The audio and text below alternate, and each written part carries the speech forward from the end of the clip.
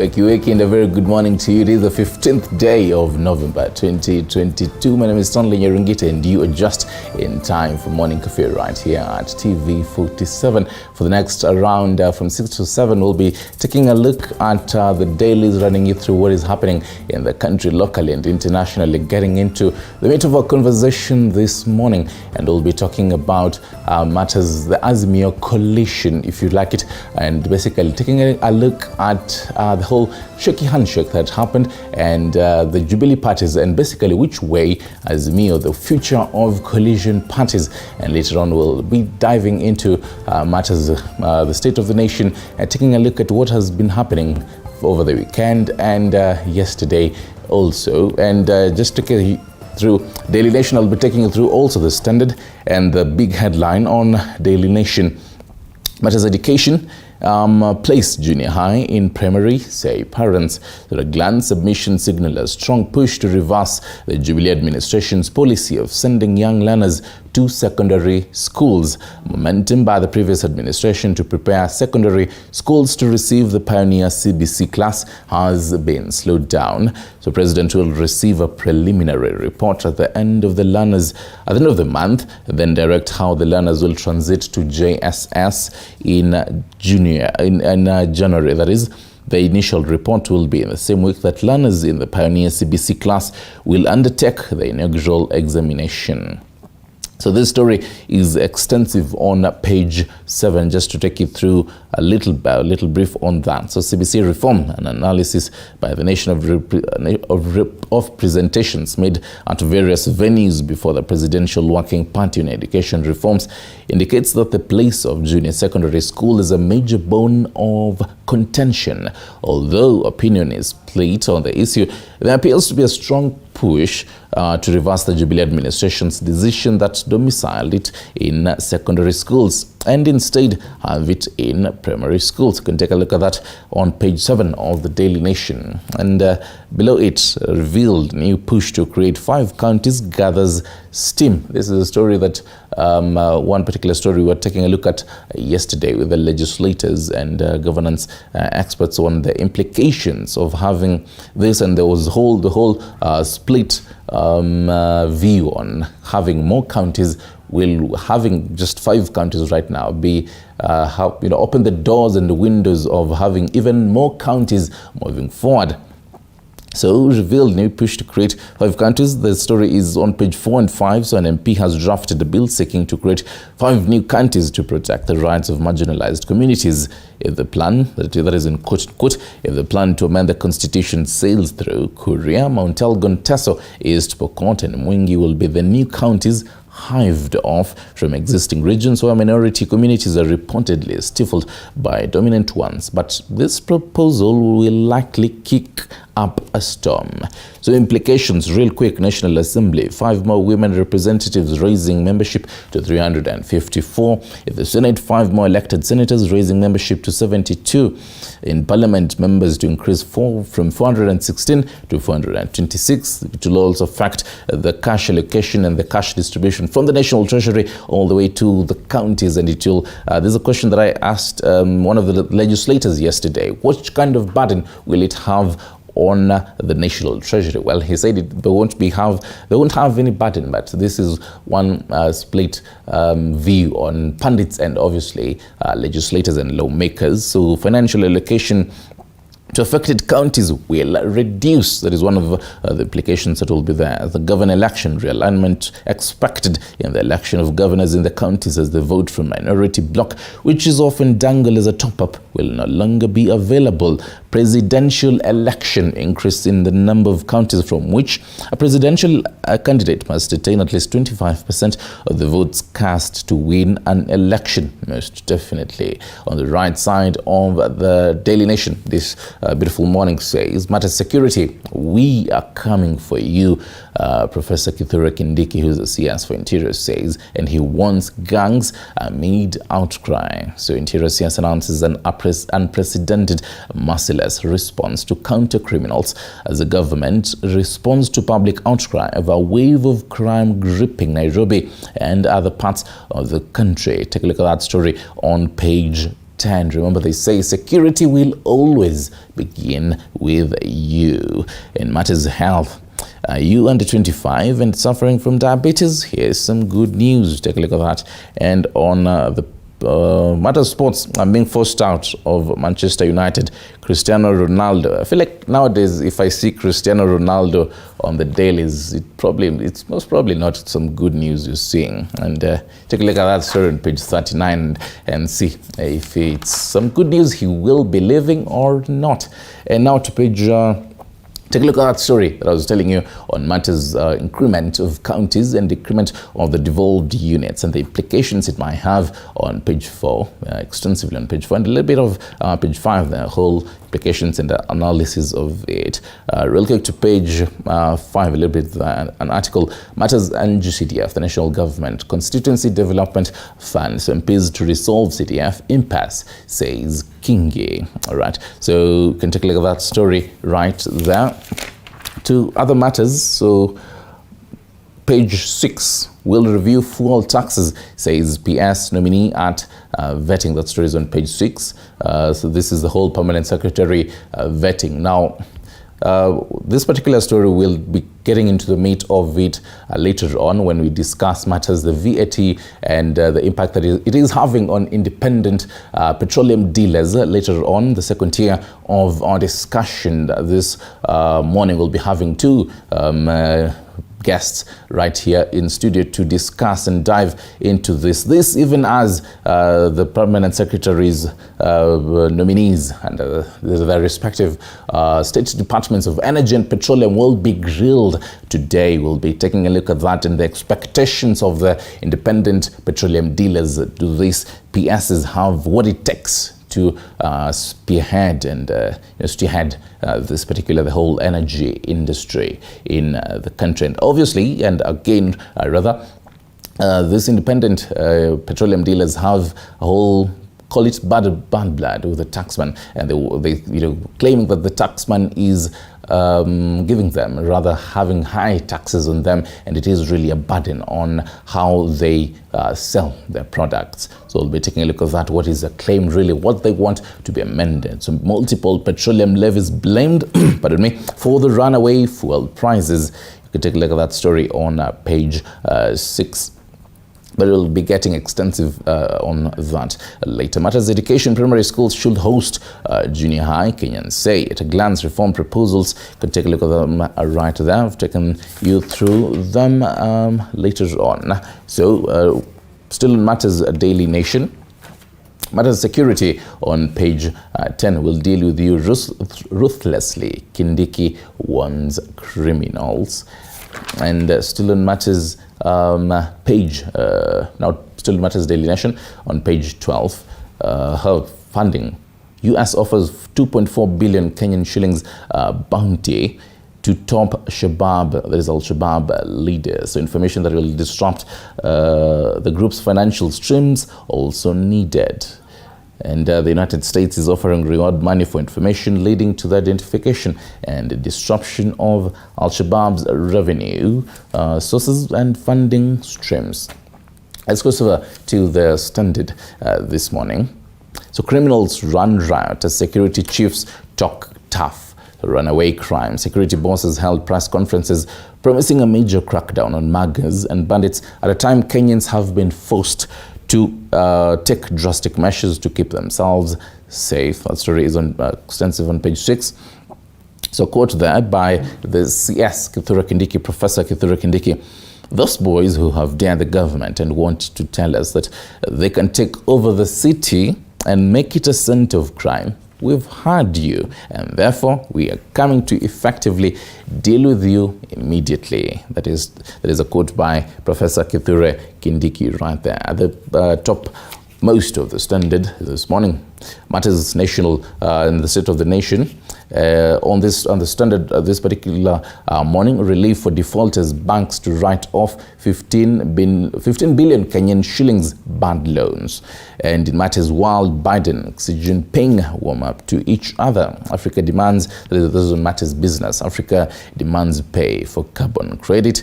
And in matters sports, again, the face of Cristiano Ronaldo. Ronaldo betrayal bombshell. The story is extensive on page 40. You can take a look at that and see if you want to know what Cristiano Ronaldo is up to and everything that is happening in matters Manchester United. And back to Kenya. Something that is happening, which started yesterday, which commenced on Monday and will be finalized on Friday. The vetting of the permanent secretary nominees on hot seat today. Candidates faced questions on myriad issues, from integrity to policy decisions on crime and drought. That is yesterday, and we'll definitely be expecting that today. Performance PS nominee Esther Ngero and Parliament Affairs PS nominee Aurelia Rono. And the story is extensive on page 3 of your Standard this morning. Now to Panthers on page 4, reprieve for defaulters listed at CRB as Ruto delivers on promise. We'll also be taking a look at this, and 2 months in office, what has the scorecard of President William Ruto, how is it looking like? And okay, majorly people say time will tell, but what has time told so far in the past 2 months? So banks will also update the borrowers standing from non-performing to performing. Expiry of credit standing will depend on repayment performance in a 6-month period. So he says, I'm very happy that between 4 and 5 million Kenyans will by the beginning of November be out of blacklisting. We'll have to wait for that to see. We're still in the beginning. We're actually in the mid of November. And has this really happened? And will it ever happen effectively? And still in matters, page 6, the whole security and all that. We'll be getting into the meat of this, the dailies later on with the panelists. But first, let me take you through what is happening in matters local and international. So, proposal by Kuria East MP Marwa Maisori to present seeking to amend Section 98 of the Kenyan Constitution to give way for creation of 5 additional counties has elicited mixed reactions, with the Sabaot Council of Elders condemning area Governor George Natembeya for opposing the idea. Boniface Baraza has the details. Wale ambao wameanza porojo ya kusema kwamba Trans Nzoia itakuja kukatwa zikatwa namna gani uende kaunti nyingine, hiyo maneno hatutakubali. Hiyo kweli ndoto waote na waamuke, will not agree. Wajue kwamba the boundaries of Trans Nzoia are cast on stone and they will never change. This was Governor Natembeya's input on the proposal by Kuria East MP Marwa Maisori that seeks to have addition of 5 more counties from the 47 devolved units to 52. The Sabaot Council of Elders are, however, opposed to Natembeya's sentiments, saying the creation of a new county will be advantageous to them since it will address their marginalization. Nataka nimwambie mtu ambaye anaota ndoto za mchana ni hatari sana, kwa sababu anaamuka na anaenda kutenda. Gavana wetu wa Trans Nzoia Bwana George Natembeya, na mimi leo nataka kumjibu na kuambia pia ndoto pia, dreams are also valid. As professionals we condemn that and we don't understand his reasoning, and we want to advise him for free that what we are demanding is not going to take away anything from anyone. The proposed counties are Mount Elgon from Bungoma and Trans Nzoia counties, Kuria from Migori County, Teso from Busia, East Pokot from Baringo, and Mwingi from Kitui County. Nimefurahi sana vile wamesema wanabuni tupate Elgon County.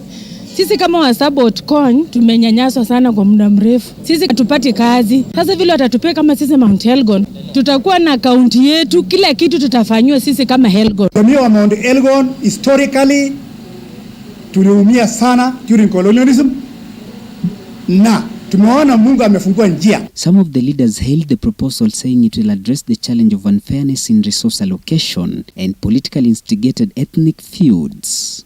The more counties we have for our region, the better for our people. Because tukiongezewa county, that means more resources will come. And more of our people will get employment in these counties. Thinking that we can have extra counties that will address some ethnic interest may not augur well. We should be teaching our children to come together. Viongozi wa makanisa, the sitting leaders, opinion leaders, and all leaders, when this motion comes, ikifika wakati wa kujadili hii motion, Jamani, tuache siasa ya kulumbana. What remains is to see if the motion will sail through parliament or not. Boniface Barasa, TV47. Right, and you can always keep talking to us on what you think about that matter. The whole 5 additional counties, what do you think about that? Now, to matters insecurity, tension is still high in some parts of Laikipia North constituency following clashes between 2 rival groups with cases of killings reported. And as Collins Lusweti now reports, leaders and locals now want a permanent solution to the crime activities. Jamii zingine wameendelea, watoto yao wako kule tu, wasichana yao wako kule tu, wanafanya kazi mzuri. Yetu sisi kazi yetu hapa ni kusumbua kwa hema la Kardinga, kuuza watoto na ng'ombe yenye haina mwisho wala mwanzo. The last 3 days has seen tension rise in the area after 2 people were killed in Naibo area Sosian ward, with reports indicating that 2 groups of armed young men from neighboring communities have been clashing, disrupting learning and forcing some of the residents to flee for safety. Affected locals are now decrying the constant clashes in the area. Sasa jamani, sisi kama jamii ya wafukaji, aswa jamii mbili, Mpokot na Msamburu. Jamani, tutoe dudu kwa hema ro. Bila amani hakuna mali, sisi wote tuko bila kitu naitwa amani. Leaders and security officials have pitched camp in the area to find a solution to the issue. Laikipia North Member of Parliament Sarah Korere has raised concerns that such previous peace meetings have failed to find a breakthrough due to some of those attending the meetings providing information discussed with the gangs. Nikiangalia watu wale wako hapa, wale wanafuruga amani ya wako hapa. Lakini haitakosa wawili watatu, mimi najua wako hapa. Na hawa mostly ni informers. Wala aliambiwa endeni msikize, mjue serikali inapanga nini, mkuje mtuambie. Hawakosi hapa. The legislator further says she'll present a bill in parliament that will see cattle rustling classified as terrorism in order to deal with the menace decisively.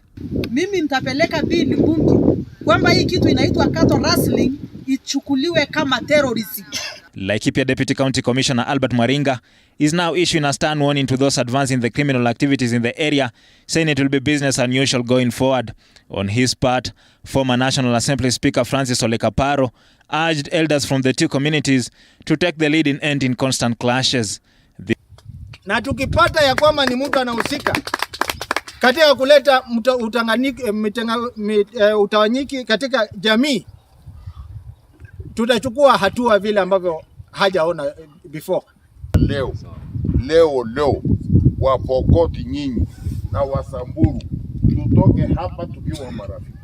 This comes at a time when Interior Cabinet Secretary Kithure Kindiki has issued a statement vowing to deal conclusively with criminal activities and especially cattle rustling in the North Rift region. We have also heard you, and therefore we are coming effective immediately. We have started taking measures already, which we cannot announce, on the response to bandits and banditry. President William Ruto has already cautioned those fueling conflicts in the area. Collins Lusweti, TV47. And from that, the Commission for Ethics and Anti-Corruption Commission, ESC Chairman Eliud Wabukula, has praised the cooperation between citizens and different sectors and the commission that has led to saving millions of money from the corrupt in the country. He was speaking during the opening of workshop in Kakamega, speaking at the opening of the workshop, which brought together different religious leaders and officials of the commission. Wabukala challenged the religious leaders to be responsible and help in the fight against corruption in the country. Wabukala has said the religious leaders have a great opportunity to strengthen values that will promote good governance, transparency, responsibility, and ethical leadership without corruption. There are billions of property, of money that we have recovered. I think the latest 3 weeks is like 22 billion.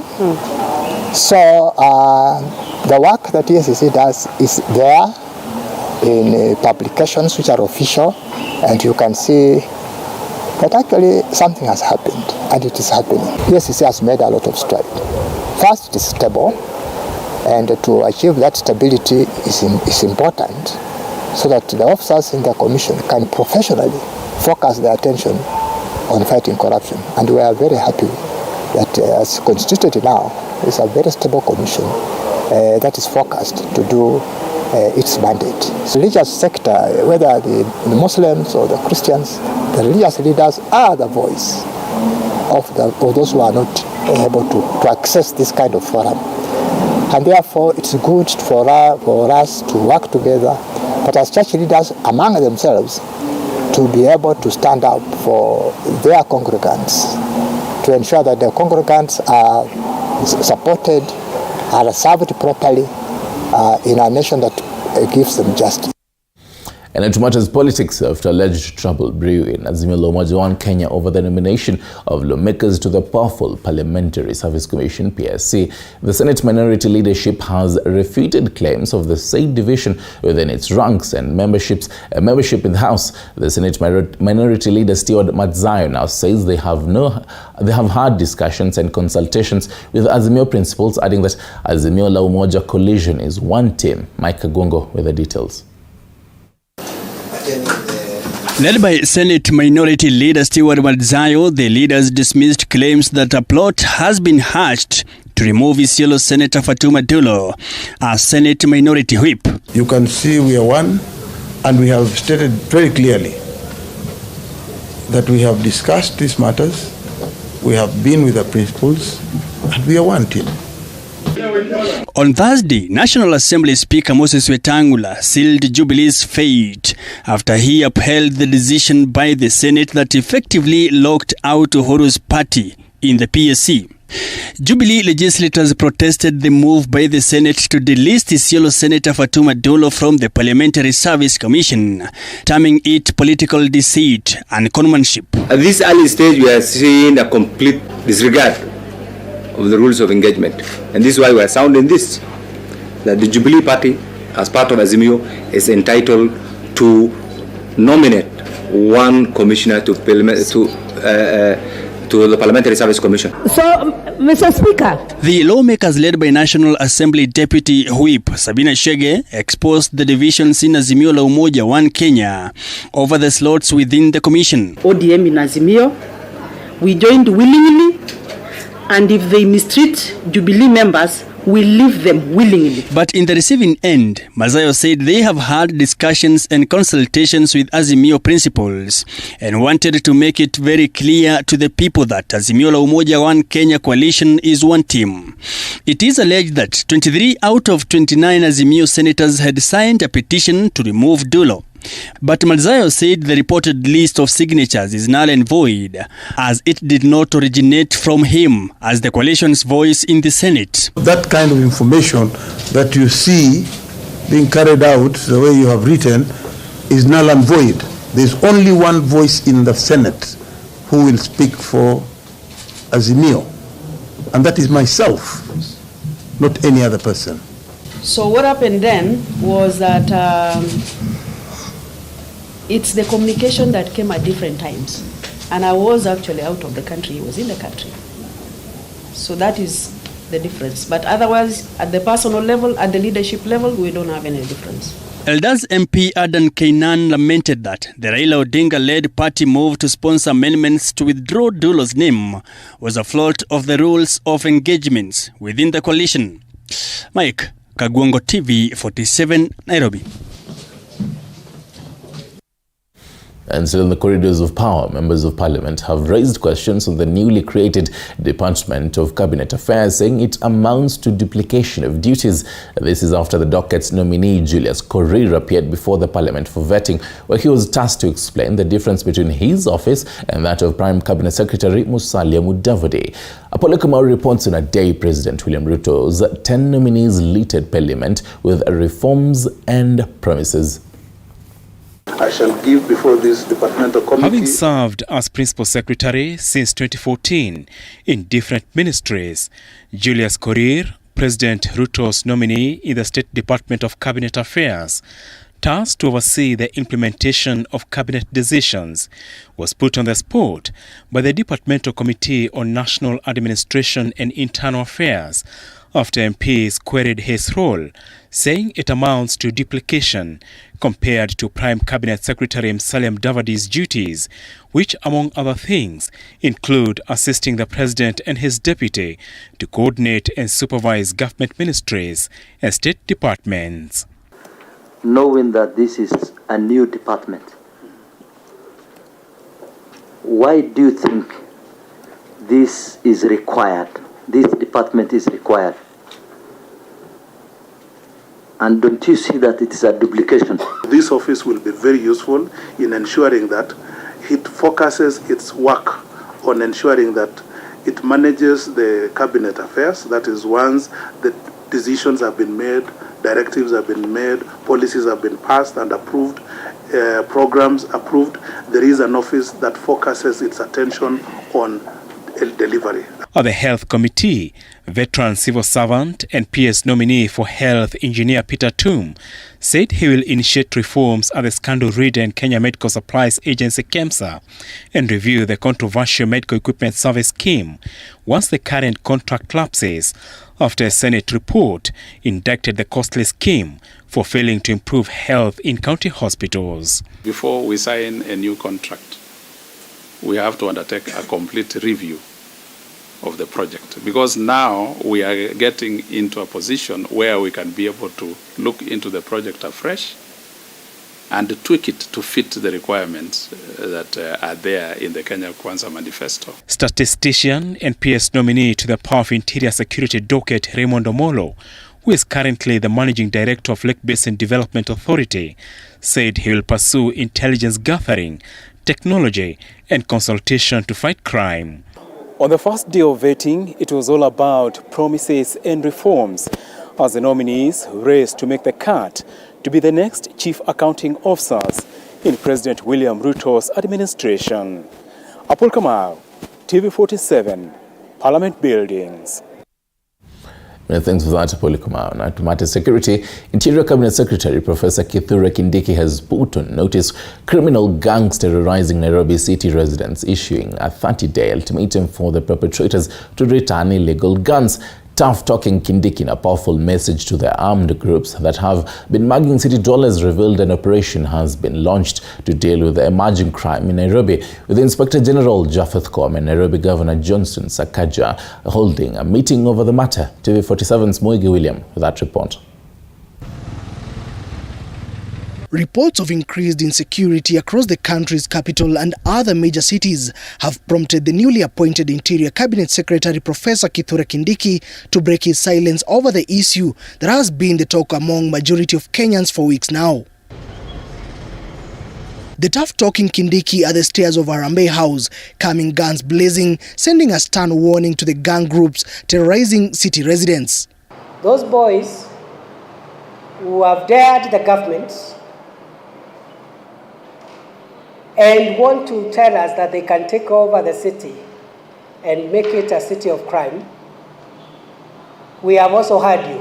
Kindiki, while confirming that the gangs are armed with knives and guns, he issued a 30-day ultimatum to the gangs to surrender illegal guns in their possession. And we have taken measures to deal with the emerging crime trend in Nairobi. Several cases have been reported in the city, with the National Police Service now listing the areas where the criminals operate. The areas include drive-in flyover up to KCA along Thika Road, KCA Underpass, Total Exit along Thika Road, Globe Cinema Roundabout, Kipande Road, ABC Place, and Kangemi along Wayaki Way, and River Road, Archives, Kirinyaga Road in Nairobi CBD, as well as Fig Tree in Nairobi's Ngara Estate. At the same time, the CS Interior in his inaugural press briefing announced changes in the leadership and command of the National Police in Nairobi. The National Police Service also has put in place again a multi-agency, multi-discipline response to this problem to get these our errant sons, maybe daughters, to get them out of our streets and put them where criminals belong to. The announcement came just hours after Inspector General of Police Javed Koome and Nairobi Governor Johnson Sakaja met over Nairobi County's security situation as the two agreed to form the Nairobi County Policing Authority. So umetoa mshale, unataka kutupikia officer, utaenda. Utatangulia huko uende pali tutaenda mwishowe. Lakini utatangulia. There's no compromise. We cannot compromise the stability of this country. It can't happen. But also, you must tell the young people, not having a job is not an excuse to be a criminal. There are also very many people out there who have no job, but they're not criminals, So the police department say the gangs are targeting individuals, business premises, M-Pesa operators, and residential homes. Mwigi William, TV 47. I think for that, Mwege William, and the whole common and basically what people out there feel and the public feel, you've beefed up security all around, but what is really happening in that? And you can take a look at Daily Nation's standard. You can have them right there. You can see it, the whole beefing up security around the police stations, but then outside, not yet.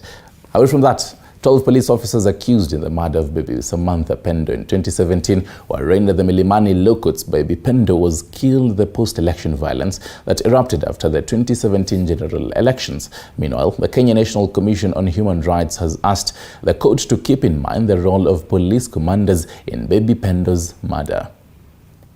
At the Milimani Law Courts in Nairobi, police officers accused in the murder of Samantha Pendo, a 6-month-old baby who met her untimely death during the 2017 post-election violence, were arraigned. The 12 police officers will face murder charges. 9 of the police officers who appeared before Justice Daniel Ogembo could not plead to the criminal charge, as their defense counsel raised objections saying they have to file a constitutional petition challenging the offense brought against their clients. Meanwhile, the Kenya National Commission on Human Rights has asked the court to keep in mind the role of police commanders in baby Pendo's murder. Yeah, we are happy with the judgment, or at least the ruling of that has been made, and we are hoping that on 21st we'll have plea taken, and baby Pendo and the rest of the victims of the extrajudicial killings and police misconduct that happened in 2017 will not have to wait a day longer for this case to proceed and for them to see justice. Justice Ogembo further directed each of the suspects to sign a personal bond of 200,000 shillings. The suspects who appeared in court are Titus Hioma, Titus Mutune, John Masha, Benjamin Koima, Benjamin Lorema, Volker Edambo, Cyprian Robi, Josephat Sensira, and James Rono. Lina Koskei, Mohamed Ali, and Mohamed Ba were summoned to appear in court. Now to matters business, the Central Bank of Kenya, CBK, further now says the banks will write off at least 15 billion Kenyan shillings worth of digital loans that currently stand in default status as part of a credit repair framework. This is a relief to at least 4.2 million Kenyans listed by the Credit Reference Bureau, CRB. The story was produced by Andre Juma. The Central Bank of Kenya has rolled out a credit repair plan that will see close to 4.2 million mobile money borrowers delisted by credit reference agencies. The bank has also asked lenders, including microfinance banks and mortgage finance companies, to provide a discount of at least 50% of the non-performing mobile phone digital loans outstanding as of the end of October 2022. In a statement released on Monday, the Apex Bank said lenders will grant 50% discount to defaulters with outstanding loans as at the end of October 2022, and the framework will expire on 31st May 2023. Borrowers covered in the write-offs will have their credit standing upgraded to performing from non-performing. The credit repair framework has been described by the CBK as additional initiatives to support the recovery of businesses and households from the elongated effects of COVID-19 pandemic. Previously, the CBK had directed banks to restructure the repayment of credit facilities to include extension to repayments by borrowers. At the same time, the credit repair framework is part of initiatives to overhaul the credit information sharing mechanism.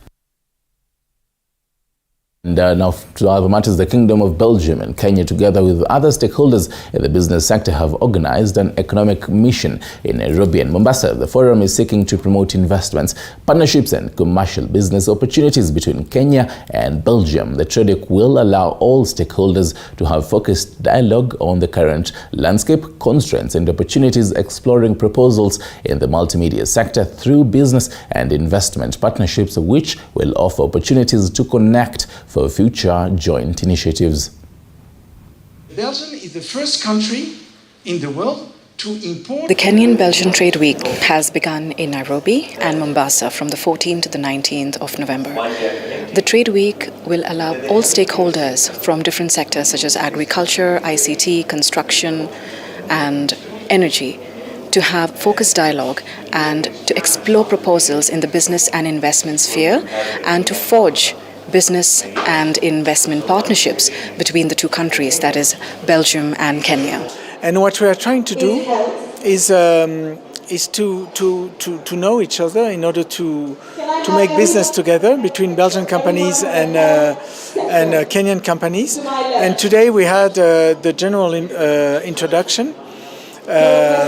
What is the current situation in Kenya today with a new government, a new president, everyone is new. Today we will have the new PS, we had a new CS. KCB Group Chief Executive Officer Paul Russo has been appointed on the United Nations Environment Program Finance Leadership Council.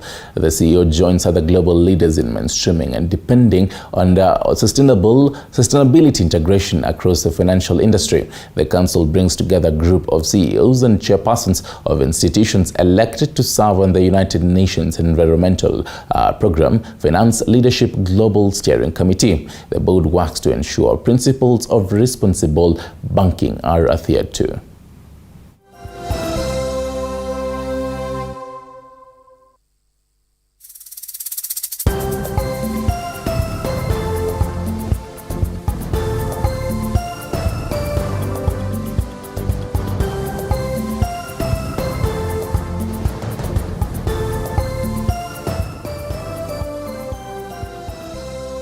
Right, 37 minutes past the top of the hour. You are watching Morning Cafe, and we'll be turning back with more of what is happening in matters locally and internationally. And remember, today we'll be talking about matters with the future of coalition parties, and obviously President William Ruto's scored 2 months in office so far, and we'll obviously be taking a look at the whole VAT and the whole taxes vis-a-vis the independent petroleum dealers. Let's take a short break. We'll be right back.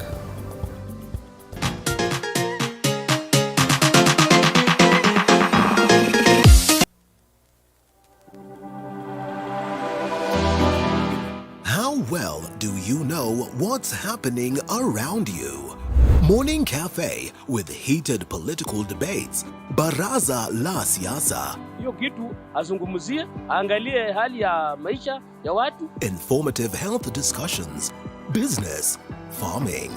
Tasty Wednesday, Fitness Thursday, and Feel Good Friday with amazing DJs, celebs, waimbaji, kuna comedians, alafu kuna wajinga, and music bands every Monday to Friday from 6 a.m. to 9 a.m.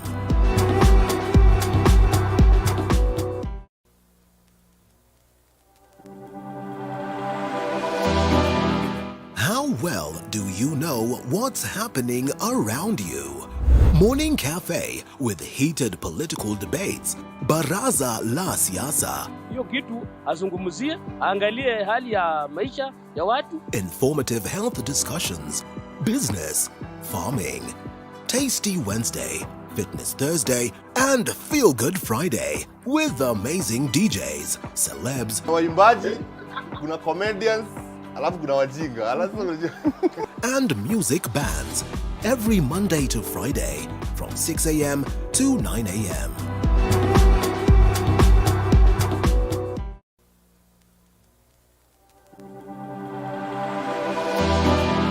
How well do you know what's happening around you? Morning Cafe with heated political debates. Baraza la Siasa. Hiyo kitu azungumzie, angalie hali ya maisha ya watu. Informative health discussions. Business, farming. Tasty Wednesday, Fitness Thursday, and Feel Good Friday with amazing DJs, celebs, waimbaji, kuna comedians, alafu kuna wajinga. and music bands every Monday to Friday from 6 a.m. to 9 a.m.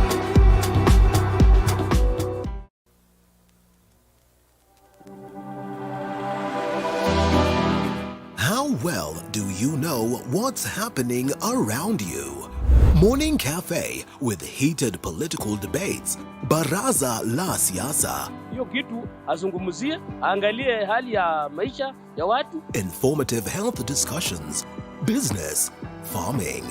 Tasty Wednesday, Fitness Thursday, and Feel Good Friday with amazing DJs, celebs, waimbaji, kuna comedians, alafu kuna wajinga. and music bands every Monday to Friday from 6 a.m. to 9 a.m.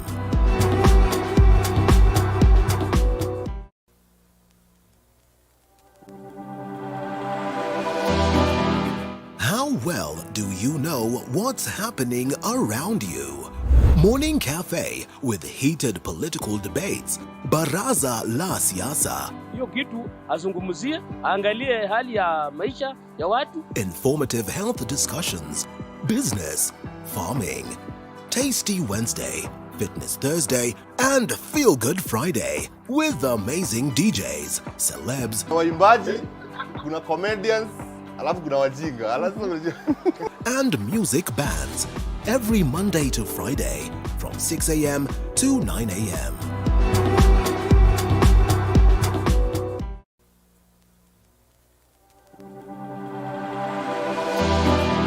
Untold stories.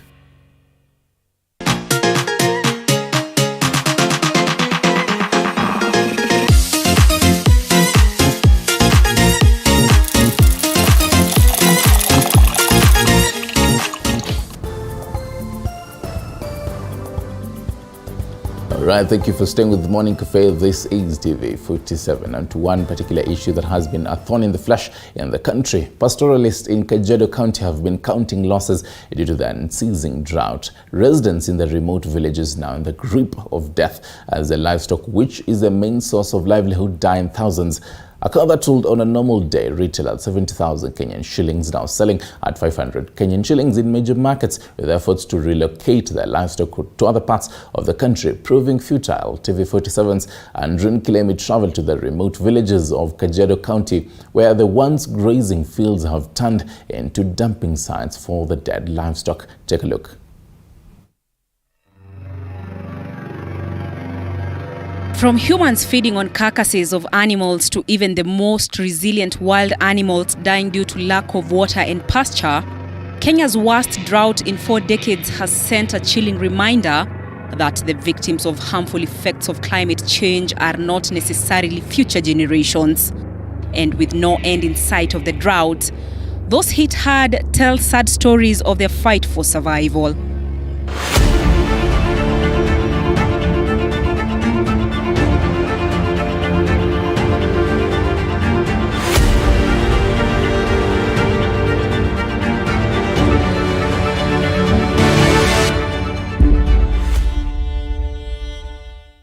In the deserted landscape of Kajiado County, residents count losses. The region has had 4 failed rain seasons, leaving an already arid land parched and lifeless. This resulting to the death of thousands of animals, while pushing millions of people to the brink of starvation. Tunashindwa tunalisha watu ama tunalisha ng'ombe. Every new day carries with it a painful reminder of the previous days and months with absolutely no rain in sight. It is sorrow for both man and livestock. Nakuta mtu alikuwa na ng'ombe 200 hata sasa hata hana hata moja. Death roams all over Konchu village at the border of Kenya and Tanzania, about 130 kilometers south of Kajiado town. Life here is a game of chance. Locals struggle to make it each day as the drought moves from bad to worse. Kasano Naringi team, a mother of 8, takes us through her cow shed that was once home to over 300 cows. The herd of cattle, she says, died one after the other, leaving behind an almost empty shed with only 30 cows now fighting for survival. We only depend on the cows and they are all dying. They are dying. The Maasai people have historically depended on livestock in meeting their basic needs. Livestock is not only their main source of food, but also a marker of social status. Kasano says that out of her 8 children, only 3 are in school, as she is unable to pay school fees for all of them. Her only source of income slowly dying. Our children no longer go to school. A child is sent back home as soon as they report to school because of school fees. When I take the child back and beg them to readmit them, the teachers send them back the next day because I beg them, saying that I will sell my livestock on Friday. When I try selling my cow on Friday, I fail. In the nearby Zion preschool, teachers are struggling to get children to pay attention in class. In fact, some of the pupils are here not to study, but to get a meal. Their teacher Jacqueline Lerionga says in her class alone, 3 of her students are below the ideal school-going age of 4, but their parents have opted to send them to school due to lack of food at home. Mtoto sasa kama huyu akisimia ni mbaya. Sasa ikabidi hata sisi walimu tunawapokea hawa watoto hata kama hawajafika umri wa kuja shule, angalau wapate chakula hapa. Ako kauji ya kuyashikilia. The Swahili saying mgeni njoo mwenyeji apone, loosely translated to let the guest come so that the host or hostess may benefit, is plausible here, as the kids will not only enjoy a cup of uji today, but mandazis too. And that will most likely see them through the rest of the day. Same scenes are replicated at the nearby Kunchu Primary School. As soon as the bell rings, students queue for the little that is available for lunch. Sometimes the food runs out, and today is clearly one of those days. Those that miss food make do by sharing from the same plate with their friends. Wakati hata chakula ni kidogo, hata hapa shuleni, wale waliopata wa kwanza na wameona wale wako pale nyuma wajapata, imekuwa huru kwamba lazima nimjali mwenzangu kwamba yeye pia hajapata. Kwa hivyo hata wakati tulipopata chakula, maana tumepata juzi chakula, lazima tujue kwamba lazima sisi wenyewe turudiane wenyewe tujisaidie. In Kajiado's biggest livestock market, Bisil, farmers rush to dispose their starving animals to buy food and other necessities. The prices of livestock here are, however, so low that it seems unbelievable.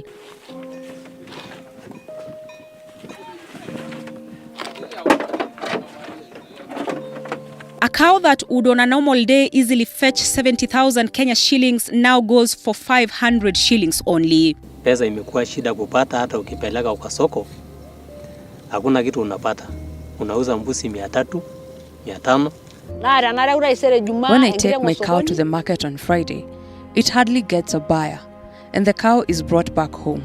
Sometimes desperate farmers transport their livestock from home to the market with the hope of making some money. However, upon arrival, the animals breathe their last, leaving the owner confused.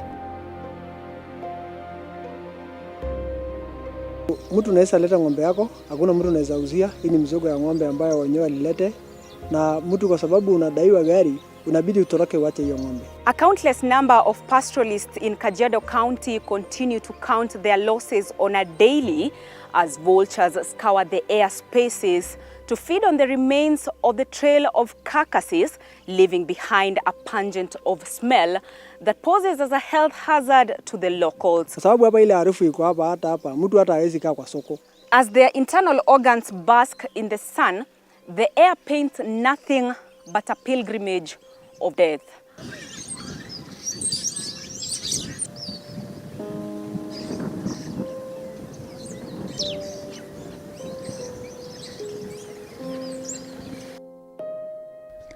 Night has fallen, and just like any other mother, Jane Ngoshumu has to prepare a meal for her family. Her family of 10, comprising her 8 children who are just back from school after a day's-long activity. Tonight, she says they will only have ugali and tea for supper. Kabla ya kiangazi, tulikuwa tunabadilisha chakula. Kwa maana tulikuwa na maziwa, wakati mwingine kama hakuna ugali, tunakunywa maziwa. Ama hakuna mboga, mtu ameenda kwa soko, akapata pesa, akaleta mboga, tunapiga na mboga. Na saizi imeshikika. Hakuna maziwa ya kuweka kwa turungi. Ni turungi tu utapika, saa zile umepata. Na ugali unampatia watoto. Asubuhi yake wanaamka wanaenda shule. Kwa hivyo sasa kama sufuria hii naona ni kidogo. Ni kidogo na watoto ni wengi, lakini mtu angalau apate tu kidogo, asilale njaa. Najua wakilala bila kula ni lazima usiku waamke walie. Na tunaleta maji na wapa. Maji ndio wanakunywa? Alafu wanalala. And as soon as food is ready, it is served.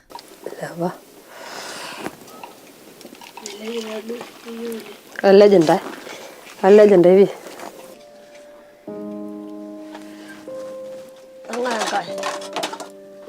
Kaya. Ndio ngado yangu rora. Ndaesa gawa ya msee niweka hapa. Alafu niwapatie kwanza watoto. Watoto wamalisane, mimi nichukue ya msee nimpeleke, lakini hata yeye anauliza kama wa kwanza watoto wote wamepata. Na mimi ndio wa mwisho kula. Kama imeisha, ni mimi ndio nimepika. Najua imeisha. The drought isn't just occasioning a humanitarian crisis. It has wreaked havoc on wild animals, with conservationists now expressing fears that vulnerable species could be wiped out. Mojawapo wa wanyama ambapo ndio wa mwisho kufa kwa ajili ya kiangazi na ukosefu wa maji ni swala kama hii. Hii ina uwezo wa kusurvive kwa muda mrefu na kwa wakati mwingi. Lakini kwa ajili ya kiangazi ya namna hii tunaona sasa zimeanza kufa, na inamaanisha kuna uhatari mkubwa kwa ajili ya wanyama wengine wa pori. In a period of 3 months, at least 30 giraffes have died in Nasaru Olosho Wildlife Conservancy. Carcasses of giraffes, zebras and gazelles have become a defining image of Kajiado's drought. Mpaka saa hii mzee Kobe, ambapo kwa kweli kifo chake ni ngumu, anaanza kuadhirika kwa sababu ya matatizo ya majani mabichi. Dead animals here can lie on the barren dryland for days and even months. And the fact that there are no scavengers to clean up rotting carcasses only highlights the magnitude of the unceasing drought. Mpaka fisi wenyewe ambapo ndio wa kusafisha maeneo na mazingara hawana haja ya kula nyama za vitu kama hizo.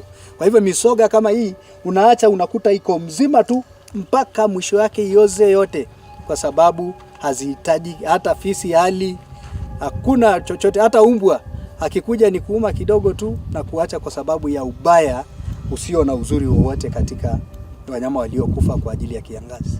The arid and semi-arid regions of Kenya have endured 3 severe droughts in the last decade. The current drought, however, has been the most severe, with widespread loss of livelihoods. But just why does a country like Kenya experience drought cycles as it does?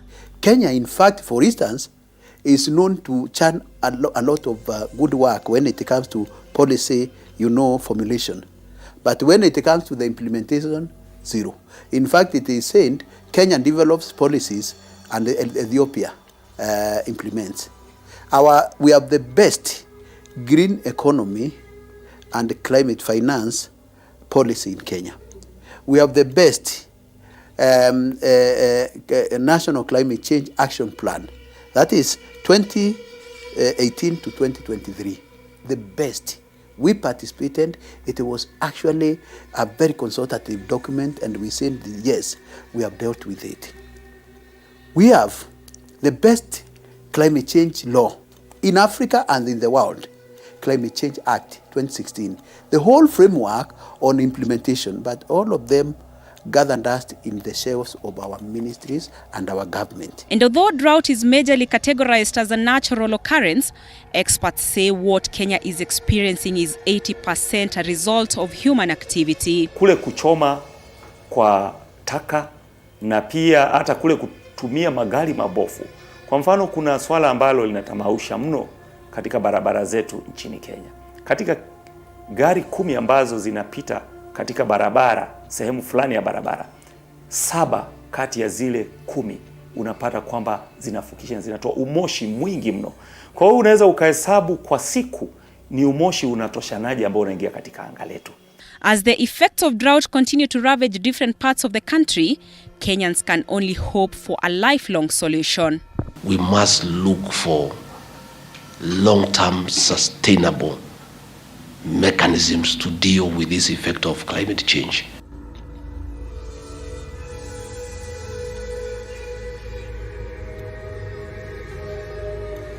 Andrin Kilemi, TV47, Kajiado County.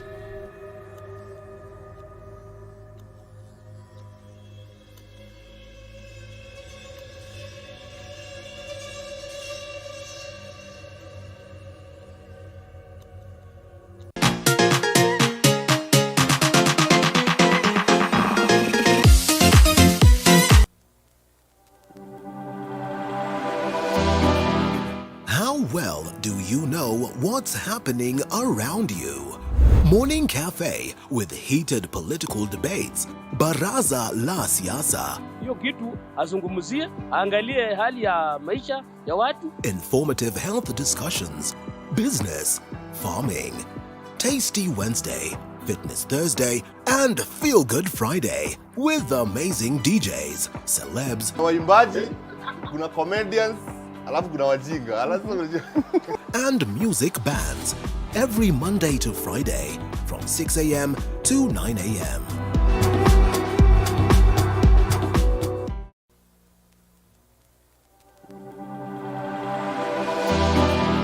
How well do you know what's happening around you?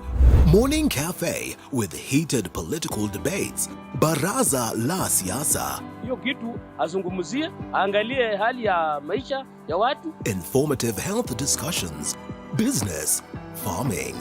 Tasty Wednesday, Fitness Thursday, and Feel Good Friday with amazing DJs, celebs, waimbaji, kuna comedians, alafu kuna wajinga, and music bands every Monday to Friday from 6 a.m. to 9 a.m.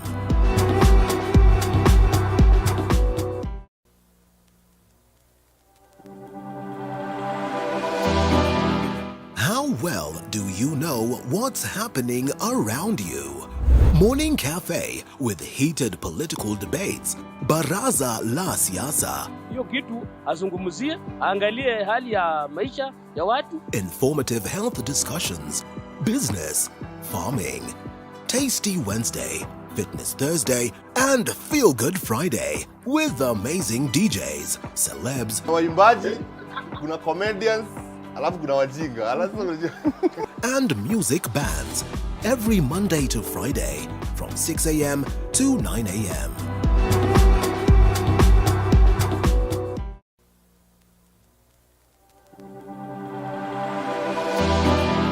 How well do you know what's happening around you? Morning Cafe with heated political debates. Baraza la Siasa. Hiyo kitu azungumzie, angalie hali ya maisha ya watu. Informative health discussions. Business, farming.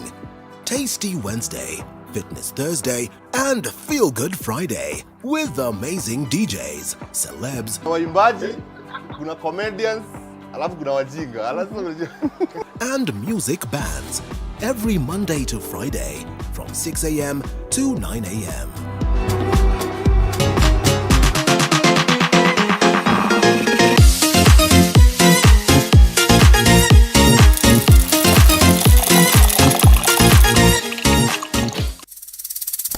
All right, thank you for staying with us. This is Morning Cafe right here at TV 47, and we are, I want us to get into the dailies intensively a little bit, the Daily Nation, the Standard, and also the People Daily. And even as we wait for Advice Mdalo, who is the chairman of National Jubilee Youth League, basically, I do have here with me Wakili Nuruddin Kagaina.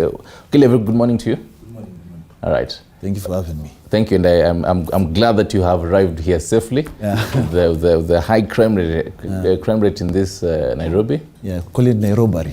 Ni kutaf siku hizi manze. Yeah. And let's start with the Daily Nation before we get into the Standard. Yeah. This is one particular bit that we were taking a look at yesterday, but I want to take a look at your comment on this as somebody, your legal expert, basically. Yeah. The implications that having additional counties will have, and take you through again the whole implications on it. This is a particular bill that was drafted by Kuria East, a member of Parliament, Maro Maisori, seeking to have 5 more counties, and so basically, which will basically be Kuria, Mount Elgon, Teso, East Pokot, and Mwingi. And just a whole background on it also, this isn't something that has spiced up from nowhere. If you remember last year, Mwingi, the whole leaders there said that they also want the county. So the implications there, to have National Assembly have 5 more women representatives. Yeah.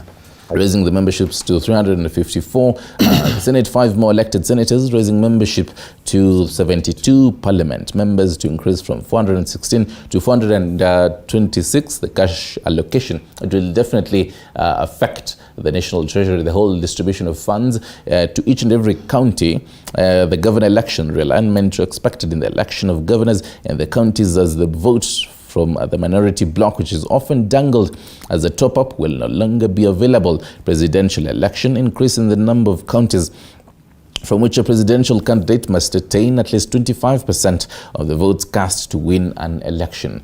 Kagai, what do you make of this? If you ask me, I believe that our leaders have misplaced priorities, because we all agree towards the campaign and until the elections, the talk was on how we work on the economy.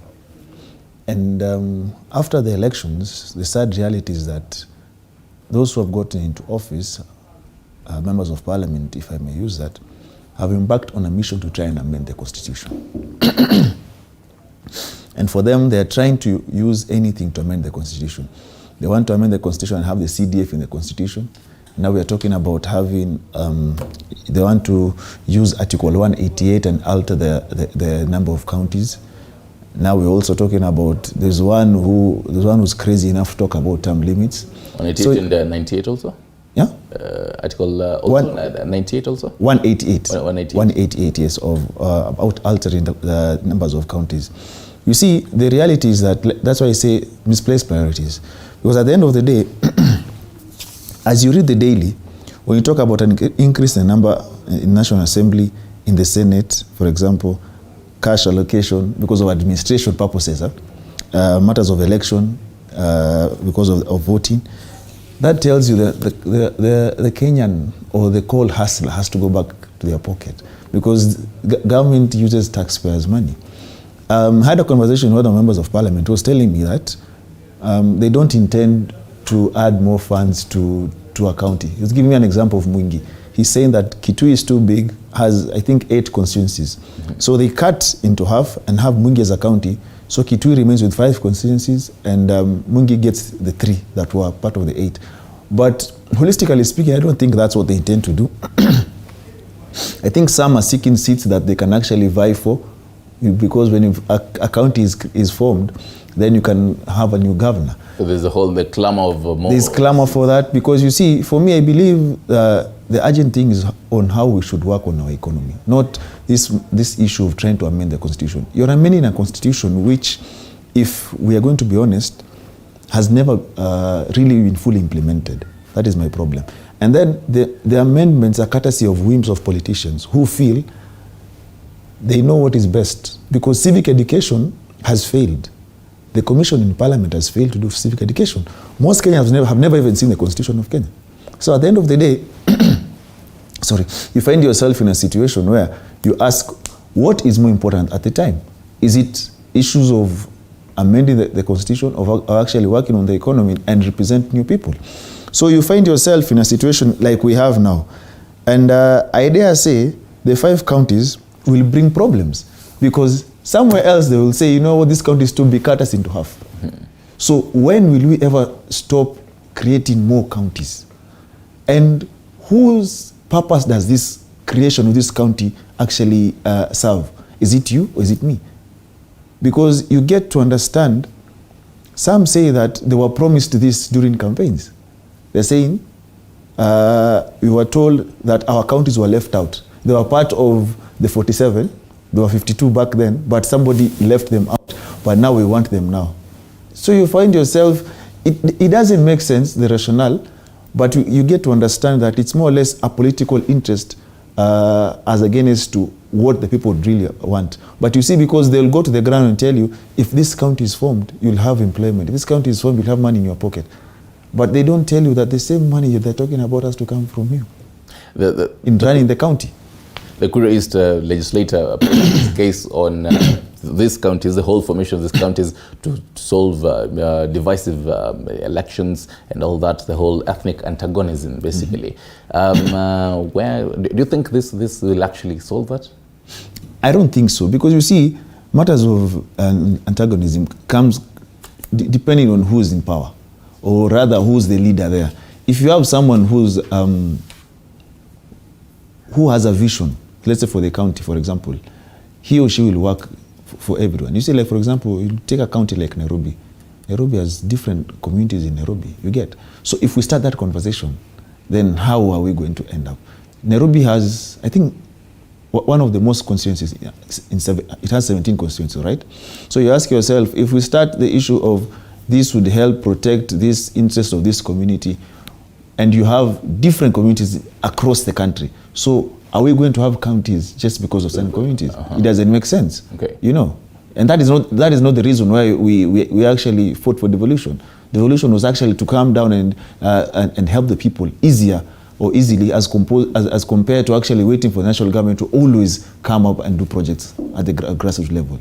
Legally speaking, what will be the implications? Because right, you can see it will definitely affect the presidential elections moving forward. So basically, you have an increase in the number of counties. Basically, a candidate to win, you must attain the 25% of the votes cast. So how will this affect, legally speaking? And also, if it is going to be approved, when will it be? Will it be effective immediately, or now during the 2027 elections? You see, the issue is, we have, under the constitution, it talks about the country shall have 290 constituencies. So the moment you increase them, already is a problem. You want to increase them, right? That is number one. Number two, we are talking about presidential elections. It talks about more than half of 47 counties, right? So that means you have to factor in now 52. But at the end of it all, it means we have to open up the constitution. And that is the end game. It is, at the end of it all, behind the scene, it is more or less about amending the constitution.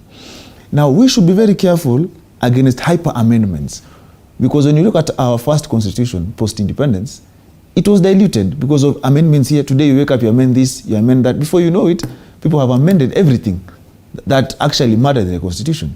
And that is why some of us who are against the BBI, not because everything was bad, but because of the manner it was done, because it didn't follow the law at the time. We knew some would take that and actually try and bring hyper amendments. And that is what we're trying to see. We are seeing from the members of the National Assembly. At the end of the day, I believe our constitution is not perfect. Nothing that is man-made is actually perfect. It does have some lacunas, some problems here and there. But if we were talking about amending the constitution, for example, and we have the Constitutional Court, which has declared itself on several matters, including some bills that are termed unconstitutional, which were passed in Parliament. So if we are to amend, we should be looking at what are the decisions from the Constitutional Court on certain matters. on the certain lacunas, so that we actually talk about now an amendment. But if you ask me right now, I feel that we're not even ready for an amendment, because we've never even done civic education. We have never even implemented fully the Constitution. How are you amending something you failed to implement? You get me? Because I believe the time will come for such amendments, rather. Because, like I say, nothing is perfect. But as of it now, we still have a lot of civic education to do. We still have a lot of implementation to do. So these whims and games by the members of parliament should actually stop and focus on service delivery and representation. We are waiting for them to strike, because they go on strike. We're actually waiting, and once they go on strike, you as a voter, now you can institute under the Constitution the clause of recall, because when you decide not to work and I give you a job, I have a duty to fire you and hire somebody else at the end of the day. Well, basically, at the end of the day, briefly, the legal implications this might have if it's going to be passed. You see, number one, people will go to court. That one you have to understand. And the implications are many. Because, like I told you, the first and foremost is the hyper amendments will actually dilute the Constitution. And that is the target. Because you see, there is a saying, across the world, political elites see the Constitution as a hindrance to their interest. So the more they dilute it, the easier it is to maneuver around certain things. Because a strong Constitution is more or less like that teacher who's on your neck with a cane whenever you're doing your exam. Yeah. Right. And still on the whole Daily Nation and matters in security. Again, as I told you, glad that you arrived here safe and sound and scratched, basically. Insecurity here announces shake-up of Nairobi security team to handle thugs who have been terrorizing city residents. That is on page 10 of the Daily Nation. So we'll deal with you ruthlessly. Kindiki warns criminals. He's unveiled unprecedented merciless response to counter crime. Just today, the Cabinet Secretary of Matters of Security, Professor Kithure Kindiki, or basically the Interior Cabinet Secretary, was talking tough and warning, putting his spot on criminals in Nairobi and even largely on other 47 devolved units. You see, one thing we should take from this is that social media is a very powerful tool. It took the intervention of Kenyans posting things on Twitter, on Instagram, TikTok, on Facebook about the muggings and the robberies across the city or in the city for people to actually act. And we have a statement from, I think, the Nairobi commander who said that what is being talked about out there isn't the case, and that the crime has actually gone down in the country, which was a lie, So at the end of the day, and actually, before I was showing the viewers the Daily Nation for yesterday's Daily Nation, which shows the cartoon of a police station fenced, and the police are there inside with guns, and they say that they have beefed security, but then just outside the police station, there's a mugging going on there. The problem is that you remember back in the day, for those of us who did GHC, Geography, History, and Civics. I remember we used to see there were questions about industrialization and merits and demerits, and they also used to something like high rate, crime rate. The problem is, like I said, people are suffering from the economy, and people are broke, and that is not an excuse to engage in theft. And then there's this insinuation or talk of a go-slow by the police officers and DCI, courtesy of being told to stay at the headquarters. We don't know if it's true or not. But at the end of the day, I believe it is the duty of the leaders to protect their citizens. Because there is no way you feel so unsafe that you can't even go out and look for your daily bread. It doesn't make sense. I saw the governor of Nairobi say that he's flushed people from the footbridges, the hawkers, the motorbikes, and the street urchins or street families. But you see, we need to do more than that, because I believe, like he said, the Interior Minister said he's going to deal with them ruthlessly. The sad reality is that if I take Nairobi as an example, the influx of, let's say, street families in Nairobi is huge if you move across Nairobi. And the sad reality is that back in the day, for those who remember, under Kibaki's government, there was a minister, the late Hurricane, or better known as Karisa Maitha, who knew what to do with street families, for example, because he had a program where he took them from the streets, rehabilitated them, took those who want to go to schools, and those who wanted to be equipped with skills were given skills. And that is what needs to be done. Because when you say you remove them from a footbridge, so now they come down to the city, and they'll rob you from the city. So at the end of the day, when they look at this issue of security, also, we need the police to be sane in whatever they intend to do. Because now the issue of now arresting anyone you find walking around, now it might also arise. So what we want is a city of order, as he says, the governor, a city of dignity and equal opportunities. And those should actually apply to everyone that lives in the city. So I believe it has taken social media for them to wake up, because they were actually living under a rock and not believing that people are being mugged, people are being stabbed. He had to take a friend of his to actually realize that it's true, whatever is happening. And so we hope and pray that these issues of insecurity will actually subside, so that people can actually continue with the daily activities. Because if you're so insecure about your security, so much that you can't even leave your house, so what are you going to do at the end of the day? And remember, this is a government that wants you to pay KRA, pay taxes. So how are you going to pay taxes if you can't work? What do you think is the biggest in-tray for the CS right now? Even, I think it's, is it 2 weeks or thereabout, basically? I think his in-tray is full. One, with the bandit situation. And then two, this Nairobi issue isn't helping things. And you see, the earlier they deal with these criminal activities that have arisen in Nairobi, the better. Because if you let it continue, you might end up like Cape Town or Joburg. Then it becomes a menace that you can't work on. You realize? So even the Swahili have a saying, usipoziba ufu utajenga ukuta. So at the end of the day, they have to work. And I saw them talking tough, but we have come from a place where we shouldn't be only talking tough.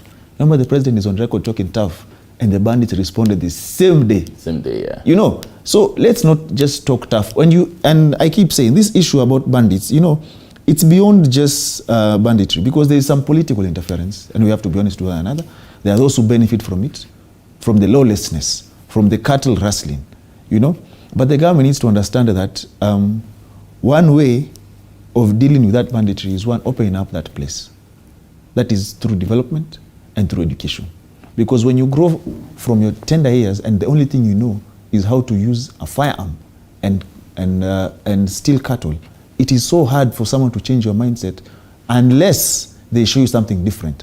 And you don't show them something different by coming with force. All right. Actually, during the vetting of the IG, when he was the nominee, Jeffrey Kome, he said that in the banditry, solves the whole banditry attacks, the youth around there, because the youth are mostly who are used in the whole banditry attacks. They should be given skills. They should be, you know, trained to do meaningful things. Exactly. So that, but then again, now for this, whose responsibility is this to give them the skills? Is it now the police? Is it the MPs there? Is it the leaders? Who? It's more so the leaders. You know, at the end of the day, because they are your representatives. They cater for your interests. All right. So I just give you an example of Karisa Maitha, of what he did with street families. Because I see most governors actually having a problem on how to do with street families. You saw we had stories of, I think, one of the counties where they took them and threw them in the forest. You get. At the end of the day, they're not cancerous. What you just need to do is rehabilitate them. Once you do that, then you bring them back to society, and they serve the society. It's the same thing as the issue about bandits, all right? You need to rehabilitate them, and you change their mindset. That's how it starts. Because there's a common saying that the best revolution is that of the mind. So you change the mind before you actually help them. And how do you change their mind? Show them. So you've been doing cattle rustling, for example. How about you going to school? How about we open up this place for business? Because you see, that is their source of livelihood, sadly. Because they steal the cattle, and then also it's a sign of being macho. Because somebody has taught them you can only be macho if you go there, take their cattle and come back. You get? So that's why I'm saying there are leaders who are benefiting from cattle rustling. It is very true, because it cannot happen unless there is someone who's protecting them. So at the end of the day, if the axe has to fall, it has to fall on anyone that is actually supporting them and aiding them in getting those guns as well. All right, or just to cross over to page 16 and the cartoon there. Sanik, if you can have that on the screens before we get into the standard a little bit, and then we can begin our conversation this morning. And seen Mundalo advice, chairman of Jubilee Youth, and he has joined us, and he'll be getting into the whole discussion later on. But then on page 16, if you can have that on the screens. So it's basically, before we have that on the screens, all right, not now, basically. So I'll have to explain it carefully so that you can get your imagination, basically. So it's a whole, I think, all right, that's a whole, basically, imagine where we put the whole discs so that you can play the music. So Deputy President Rigathi Gachagua, he's holding a couple of them, one on his mouth and another one on his left, and other one tucked on his shoulders. And then Prime CS Musalia Mudavadi is on just behind him. So these particular discs are labeled. One is labeled DCI framed us. One on his mouth is saying freedom is here. So it's like he's replacing those particular discs. And one tucked on his armpit says Ruto and I suffered. And then another one, 3 ways says truthful. I think truthful means something like that. What do you make of that? You actually have it there. You see. And it largely speaks about the deputy president's tone tongue and all that. Or pronouncements. Yeah. You see, he hasn't really gotten over whatever he says was done to him. Mm-hmm. But what I'll tell him is that time has come for us to move on. Because those who lost have moved on. And if they can do that, I believe those who are in office can actually do the same thing. And I'll quote Musalia. He said, the currency for blame will soon expire. And because I can see Musalia there holding his ears because he doesn't want to hear more of the complaints. It is true. It is because it's, I hadn't thought of it that way. Because you see, when Kenyans elected you, all right, they expected you to hit the ground running, all right. We remember when Kibaki took over from Moi, as the deputy president would have called it, the economy Kibaki inherited was a dilapidated economy, worse than what they've gotten, right? But there's no day he was seen on TV bashing. Okay, so you roll with the punches and you move on. And that is what is needed. He actually has to understand that he holds a very high office, in that their duty is to now bring together those who voted for you, those who didn't vote at all, those who didn't vote for you. And that is by actually working for everyone. Because the pronouncements every day, I am sure there are those who didn't vote for them. And one way or another, they are sitting anytime they hear him say whatever he's saying, because some haven't healed, some are still in shock, haven't accepted. Because you see, people are different in how they manage expectations and how they manage sadness. So I believe it's time to move on, as Musalia says. And that currency for blame will expire. If it expires and there's nothing to show after it, then it means that you have failed, and it makes your re-election an uphill task. Yeah. Right. Let me introduce the chairman of the National Youth of Jubilee, Advice Mnalo. Thank you and good morning. Your time is really appreciated. I want us to before we get into the matters of our topical discussions today, the same cartoon that is on the Daily Nation, and basically you can write basically there you have it. What do you make of that? It basically speaks of the whole the deputy president's basically tone and pronouncements, as Wakili puts it. First of all, good morning. Good morning. And thank you for having me at TV47. It's been quite a while. Welcome back. Now, first of all, the Deputy President's tone has not changed since election day. Actually, he picked up his swearing-in ceremony with this tone on high pitch. And one of the things that maybe I tend to think has not happened under the Kenya Kwanza administration since they took over the government is I don't think there has been an induction for them to basically understand how you run a government after politics. And most of the people in this Kenya Kwanza administration, led by the Deputy President, were very good at the politicking, the time of running the politics. They are taking a bit of time to make the transition from octane politique to the governance of the country. And you see, sometimes when you are the underdog, it is very easy for you in the politics because yours is to keep telling people that this one is the one who is causing us our problem. Now they are in this position where they are not supposed to be blaming anybody else. They are supposed to be fixing the problem, but they have continued to look for someone to blame. So I tend to think it's a question of induction. So somebody, I think some governance experts need to, or the Kenya School of Government needs to take the entire administration onto some induction session so that it's highly understood that this is now the time for them to perform and not necessarily to apportion blame on one person or the other. And this tone has gone on from the Deputy President all through. I'm yet to really know at what point he will stop the blame game and just focus on service delivery, because that is what is important to Kenyans right now. Right, and speaking of the whole matters, induction of the Deputy President, and later on we'll be talking about the induction of the cabinet secretaries and even the whole PSs, because I believe we haven't really seen an induction of them. They actually, they were sworn in and they started their job, but then should they have had that particular induction? It's important. Save all those particular thoughts all together. We'll be getting into that later on. But then I want us to talk about the whole future of coalition parties, and to set the pace, I want to take a look at one story done by Mark Kagwongo on the whole matters of crumbling Azimio. If we can have that and get back to our discussion.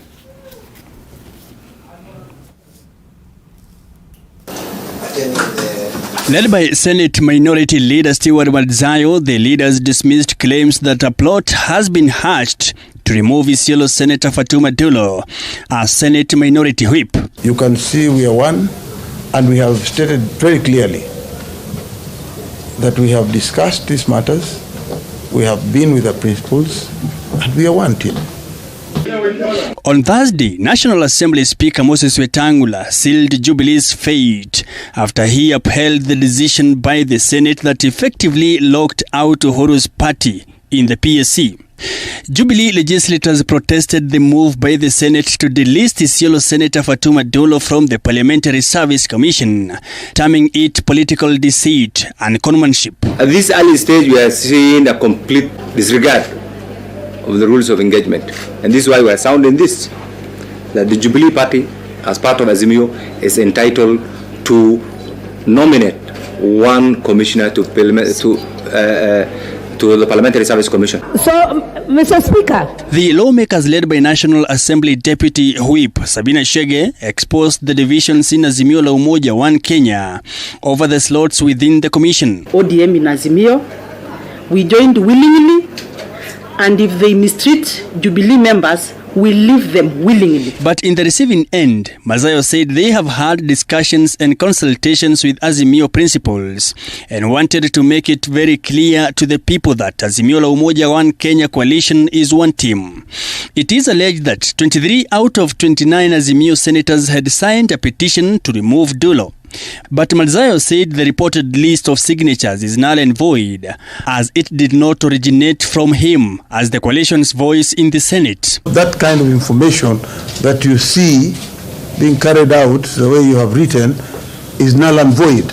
There's only one voice in the Senate who will speak for Azimio, and that is myself, not any other person. So what happened then was that it's the communication that came at different times. And I was actually out of the country, he was in the country. So that is the difference. But otherwise, at the personal level, at the leadership level, we don't have any difference. Elders MP Adan Kainan lamented that the Raila Odinga-led party move to sponsor amendments to withdraw Dulo's name was a flaw of the rules of engagements within the coalition. Mike Kagwongo, TV 47, Nairobi.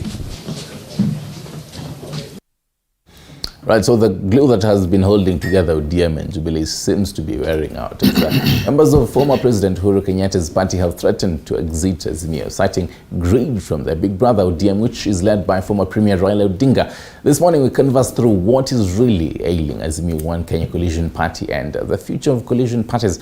I'll be conversing through all these pertinent issues with the National Youth Chairman, Jubilee Party Advice, Mundalo, and lawyer Nuruddin Kagai. I'll start with you, Mundalo, from where you sit, as someone who is involved in matters Jubilee. And yesterday, Senator Madzayo said that we are a team. Where does Jubilee at this moment stand? First of all, I want to just retaliate what our members of parliament said at Bunge, that it was an entitlement of Jubilee to have one seat at the PSC. And this is something that we saw ourselves shortchanged by our coalition brothers, the Orange Democratic Movement. But be that as it may, they are teething problems within the coalition, and it does not necessarily amount to Jubilee having stepped out of the coalition. As it stands, Jubilee is still a firm member of the Azimio coalition, but we are trying to fix the problems internally so that at the end of the day we have equal distribution of whatever it is that may come our way, including that position of the PSC that we have not given up on. We are still pursuing that, and we are hoping that in due time we'll be able to have a consensus together with ODM and other coalition parties. So will that consensus ever reach? Yes, the consensus will actually come. Trust me that the consensus will come. These are teething problems within a coalition. It happens for as long as you have more than one party. So it's not something that is just happening in Azimio. I see the tagline being the crumbling of Azimio coalition. But then when you go to Kenya Kwanza today, they have their own issues. They have the seats at Yala. The 5 seats that Kenya Kwanza is apportioned in Yala, all of them have been taken by UDA, and the other coalition partners are also wondering how come they have taken all the seats. When you go to the Bungoma by-election, both of UDA and Ford Kenya have fielded candidates. I don't see that being tagged as the crumbling of Kenya Kwanza coalition. So what is happening in Azimio is there are teething problems within the coalition. Okay. They were there even before the election. Okay. They are still here, and these are things that we canvass as we move forward. It does not necessarily amount to the crumbling of Azimio. So, and you as Jubilee, you expected to have your own PG meeting? Definitely, every party runs on its own. So is it this week, or when have you scheduled it? We have not yet fully gazetted the date, so I don't want to add on to the rumors flying around, so that I would wish that I give you a very official date. Okay. But there is a meeting that is supposed to be held within the week that will be able to decide on the date, on the official date of the PG. Right, Kagai, even as you chime in, the whole future of coalition parties, is this that particular one crack that has the whole crack that has started, and later on the whole crumbling, as he says, we shouldn't be highlighting it as it's a whole red flag. Sometimes when our members of parliament speak, don't take everything they say seriously. When they say they will leave, don't take them seriously, because at the end of the day you have to remember that the chairperson of the Azimio Council is the former president. That is the party leader of Jubilee. So unless he says it, then whatever they are saying, the problem is, as he says, but he hasn't spoken. So at the end of the day, the problem is, as he said, you see, it's a huge coalition. Now the issue is interests. You see, there are so many interests here and there, and so some people will be rubbed the wrong way from now, between now and then. And it even if they solve this one, something will come up, another one will come up. You see, it's more or less like a marriage. It's never rosy. There are always issues here and there. So at the end of the day, how they resolve it is what matters moving forward. If they resolve it the way they resolved between Ford Kenya and ODM, the Wetangula matter, that one became noisy, messy, and it had a casualty. And we all know the casualty. So at the end of the day, it all depends with how they resolve it moving forward. It's all about interests, and they feel that they're equal partners and they need to actually be somewhere. But sad reality is that you see how life works, how the mighty fall at times. This is the famous Jubilee. The Jubilee that was launched with, I don't know how many vehicles, 100 vehicles. TXs when they launched Jubilee. Remember the mighty Jubilee. So and now they are scrambling. Ndalo quite remembers that day. And now they are scrambling for something to, you know. So at the end of the day, let's see what they do, because I believe it would be good to see them hold their coalition together, so they can actually provide proper oversight on government. And I dare say that because some people tend to think that just because you're an MP and you're in Kenya Kwanza, oversight is not your role. It is your role, because even if the president comes from your party, you also have oversight. Principal role. But they forget that. And that is why they cry for CDF, nothing else. So at the end of the day, let's see how they resolve. He says they have a PG. I'm sure from the PG there will be a pronouncement, and from there we'll know whether they've hashed it out or we are in for a noisy, messy, and casualty relationship. Actually, on that also, and I remember in the House, Roraka MP, TJ Kedzwang mentioning about the whole marriage kind of situation. Yeah. And Mndalo, this is it's whole marital affairs. Yeah. Should they be aired out, the whole dirty linen out here? Unfortunately, in politics, every player is actually a politician, and sometimes you cannot effectively be able to legislate and control them like kids and say this is what you say and this is what you don't say. Okay. There will always be something that will be able to spew out of control. But again, I want to just correct the analogy that the mighty Jubilee has fallen, as my brother tried to allude. Jubilee is still steadfast, and if how this government is running is anything to go by, then you can see how quickly Kenyans are actually starting to miss the Jubilee administration.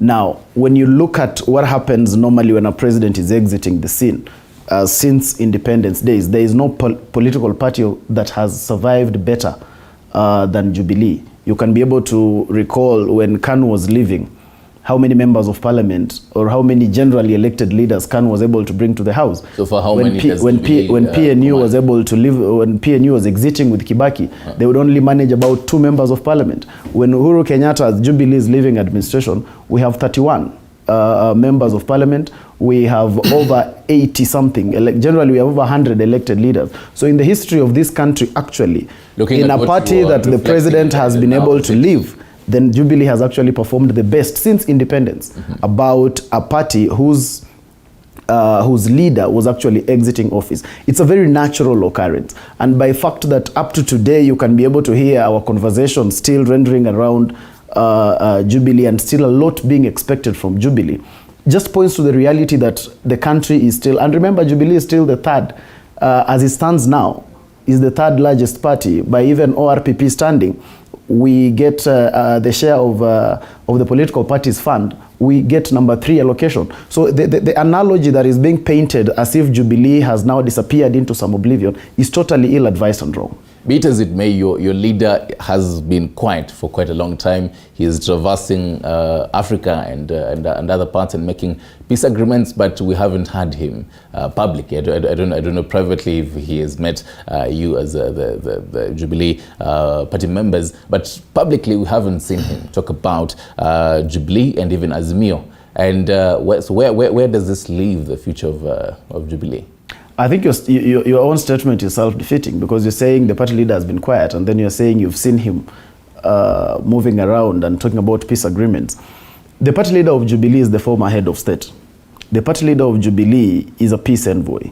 The party leader of Jubilee is not just seated at Jubilee headquarters. There are so many things that the party leader of Jubilee is involved in. So it is not about hearing him in person speaking about certain things. He has a neck. I sit on the neck of the party. It has a secretary general. We have so many people who speak on behalf of the party. We have members of parliament. We have elected leaders. So it is not about the former president in himself coming out to speak on a certain thing. Plus, at the end of the day, this administration, we are a party that really does not believe in just getting out to bash an administration, because Jubilee Party has been an administration itself. We have given the Kenya Kwanza administration chance for them to roll out their manifesto, chance for them to start off their duty, so that you are not looking at someone starting out off a journey, then before they even make their first step, you already pushing them to the absolute corner and just trying to ensure that they look the worst. We have given Kenya Kwanza administration a chance for them to proceed. That's why we have not been out there trying to poke holes in each and everything that they are doing. But you can also be aware, and you've seen by yourselves, and Kenyans have already seen, that the administration of Kenya Kwanza is already poking holes in itself before we even start in less than 100 days. So it is not about former President Uhuru Kenyatta coming out to speak. First of all, speak about what? Because we don't expect the former president to come and speak about a seat at the PSC. We don't expect the former head of state to come and maybe speak about what is happening in Kenya Kwanza. There is a lot on the table and on the stake of the former head of state, and he is actually doing his duty very effectively. You have seen what he's doing on his campaigns for peace. And that is, you don't expect the former head of state to come and start talking about the seats at Yala, for instance. So when there is the push and cry for the former head of state to speak, the question is, speak about what? I think generally it's just Kenyans missing him. But basically, is he still active in Jubilee Matters? Yes, he's the party leader of Jubilee, and not just Jubilee Matters. He's very active in Azimio Matters. He's the party leader of Jubilee, and he's the chair of the Azimio Council, which is the highest office in the Azimio coalition. So he is there. Him being active is not about him speaking before the camera. He meets Jubilee, he still chairs the neck of Jubilee, he still chairs the Azimio Council. Right. Yeah. Kagai, even if you come in, he is the chair of Azimio in Kenya. Yeah. And basically, Azimio right now is the whole opposition. Should the former head of state be actively involved in such matters, the whole opposition, and even as Mundalo says, he shouldn't be coming out and being opposing. But what do you think of this? You see, at the end of the day, it depends with the person, as he says, the party and their values. He says it's not in their DNA to bash administrations. That is for them. But I don't think it would be wrong, if you ask me, because at the end of the day, he has political rights. All right, just because you are president doesn't mean you can go into oblivion, unless you feel that as a president you didn't serve the people, and if you start talking, you'll be questioned on things, and so you fear having to respond to questions that would come your way. If you look at it, let me put it this way. Let me look at it at a broad aspect. We all see Obama campaigning he was campaigning for Democratic candidates who just won elections. We saw him campaign for Biden. So it's not something strange, okay, at the end of the day. But as I said, it boils down to the person, him as a person, if he's willing to do that. Two, it boils down to the agreement with the council that is Azimio. Maybe Raila is meant to be doing that, you never know. Maybe Raila is meant to be seen as the face of opposition, you never know. Maybe that is a hashed agreement somewhere. Or maybe, as Pai says, their values, they don't condone bashing loud, but they need to teach their MPs that as well, because you see, they are going the wrong way. But at the end of the day, it boils down to him. He has to want to be seen, or has to want to feel that he has something to offer. And if he doesn't feel that way, and he feels whatever he thinks or his feelings can be articulated better in a different way, then I think so be it. He'll do it in his own way, because we are all unique in how we do it. I just compared to Obama doesn't mean that he should now we become Obama and start moving all around. He also needs to give this government time to work, because the moment he does that, he will be inviting them into a contest, and they will be ready, because as you can see, they are yet to move on from the politic. They are still they're still campaigning. Sadly, the tone is campaigning. You wonder what we are campaigning for. The seats that are there are majorly not worth fighting for, at the end of the day. So let's wait and see. But I believe they have there's him, there's Kalonzo, and there's Raila Odinga. Yeah. So there's all, I'm sure, and the bigger Azimio, but I'm talking about the rank and file. So I'm sure, as Kalonzo says, it's a three-legged stool. So I'm sure they know how to maneuver. And I don't think he also has to speak out per se, because I think Raila himself is enough. You can see after Raila talked about public participation on taxes, yesterday it was aired on how the Treasury is looking for people on how they think the taxes can be collected. You get? So it doesn't really have to be him per se, but if he wants to, political right, and he should do it. There's no problem. Plus, I just want to correct the assertion that I did not say that the party leader of Jubilee and the former head of state will not speak. And the comparison with Obama is not a bad comparison. But you didn't see Obama leave administration and the following day he was already talking about the administration of Trump. So it is about the president giving a chance to this administration to unfold their manifesto. And I say we do not believe in bashing administrations, but I do not mean we do not critique administration. And I do not mean we do not stand our role to be able to put the government under checks and balances. That we are doing effectively. And soon you'll be able to hear Jubilee almost every other day. But we said, let these people have their first 100 days as they promised. Let us see how far they can be able to come. So that when we are coming in to push this government to check, we are really from a very realistic perspective and not just mere politique. Because sometimes this country's politicians insist on mere politique that derails the country more than helps the country, just in because of personal political superiority, just because you want to be seen to be on the side of the people. So you want to just bash the government every other time. We do not want to be bashing the government. We want to be critiquing the government to help them in service delivery for the people. Because at the end of the day, when governments deliver, they deliver for all of us, we in the opposition included. All right, before you continue, you had mentioned that soon we'll be seeing and hearing more of Jubilee. What do you fully mean on that? What I mean is that after these 100 days, we will be able to have lots of things that we will be able to now have packaged and seen how far. We'll have been able to read this administration. In 3 months, at least you can be able to see that we are heading the wrong direction or we're heading the right direction. And you will constantly see us put this government to check, call out them on every of the election promises and push them towards delivering for this country. There are so many teething problems as it stands now. The cost of living is already high. The mugging that is happening in the city, the insecurity is already high. But what we are saying is that, can they be able to solve this problem? If they cannot be able to solve this problem, then we must be able to put them under check. We must be able to push them to ensure that the security of this country must come first. We cannot have the mugging that are happening in Nairobi every other day. And you have been able to see administration is now responding to social media.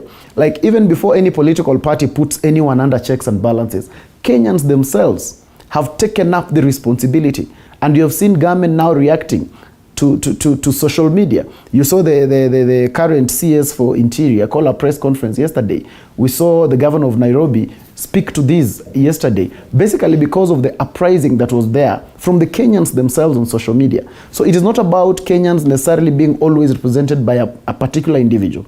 Our politics must be able to run away from being pegged on individuals.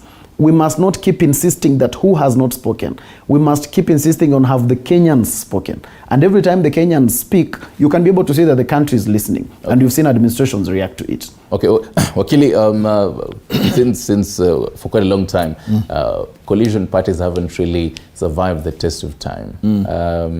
For now, for the Azimio and obviously for the Kenya Kwanza, where do you see the future of the coalition parties? You see, the problem is most of our coalition parties, the main aim is to capture power. And once they do that, they tend to rebrand. And some of them, the interest after capturing power is when you find fights, because now they didn't have a common goal, a common interest. The common interest was to fight the other side. So now we are in. So if you don't have an agenda, you'll fight from within. Because now the fight is for interest. The fight is for who is the bigger person here, you get. And that is why there were jokes and banter about Musalia being sent to railways, you get. But at the end of the day, I believe we need to form coalition parties or a coalition with an intention of how we're going to serve the people. But the reality is that the big man syndrome always comes in. Because you see, in a coalition, for example, there's always a party that is going to outperform the rest. And if they decide to be big-headed, then there is nothing you can really do. He just mentioned about how, like in Kenya Kwanza, UDA has all the 5 slots for Yala. You get. Maybe somehow, you might find one of the parties in there feel aggrieved, but even if they are aggrieved, maybe they feel there's nothing you can do. Right. It's more or less like when you're in school and let's say and the headmaster or the teacher says something and you're not agreeable to it, because you know nothing can be done, you just move on, roll with the punches and you go. But I believe we need to work on how we form our coalition parties, because I can be sure in 2027, if God willing, if we're going to be alive, there will be no Kenya Kwanza, there will be no Azimio.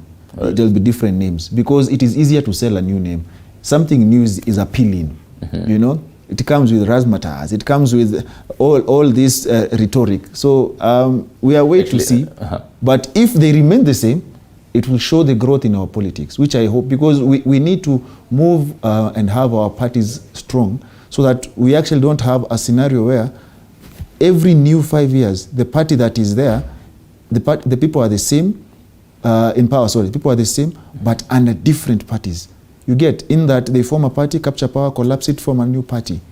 The manifesto that was in the other party that they formed government with dies with that party. So we need... They form another whole manifesto. So we need continuity where we can have actually know this party stands for... when they stand, you know, they talk about social justice. When this one talk, you know what they talk about. So though we can actually grow and move on, because this issue of having every new party after 5 years doesn't help anyone. All right, and I want us to get into the whole auditing, the 2 months of ritual, but then briefly, Mundalo, why, and this is one particular question Kenyans will be asking, the Azimio was formed for the whole main purpose of the whole elections.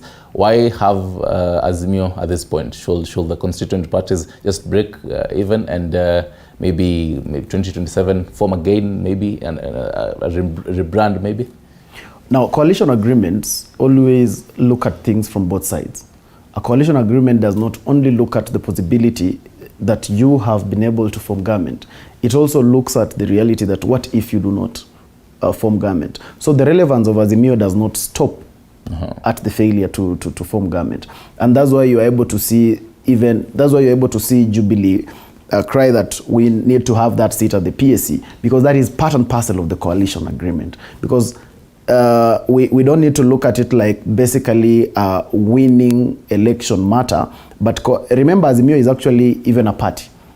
Yeah, we are a coalition party. So our interests actually stand beyond what Azimio is doing right now, and what it should be doing right now is that we are putting the government under check and balance, ensuring that the Kenya Kwanza administration delivers for the people, and ensuring that the current administration does not push people over the cliff. That is what the Azimio is about today. And that is why you've seen Right Honorable Raila Odinga, who is the party leader of ODM and the party leader of Azimio. It is something many people do not really understand, that he is also the party leader at Azimio, but Uhuru Kenyatta is the chair of Azimio. And you've seen him come out and speak to these realities. You've seen us respond to matters of GMO, for instance. You've seen us respond to matters of the integrity of even the people that the Kenya Kwanza administration was able to appoint for the CS positions. So Azimio does not stop functioning at the point of loss of election.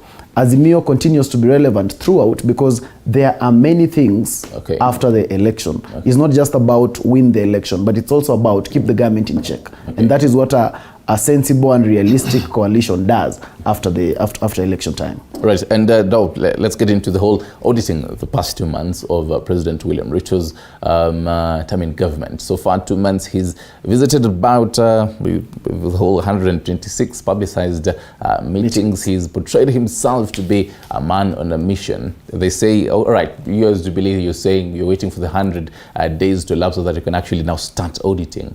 And you're saying time will tell so far, but then 2 months so far, what has time told you? I think it's so obvious, it doesn't need to really interpret. Everyone who lives in Kenya has been able to see that in the last 2 months of the Jubilee, the Kenya Kwanza administration, the first thing that we are able to... Jubilee kinda. No.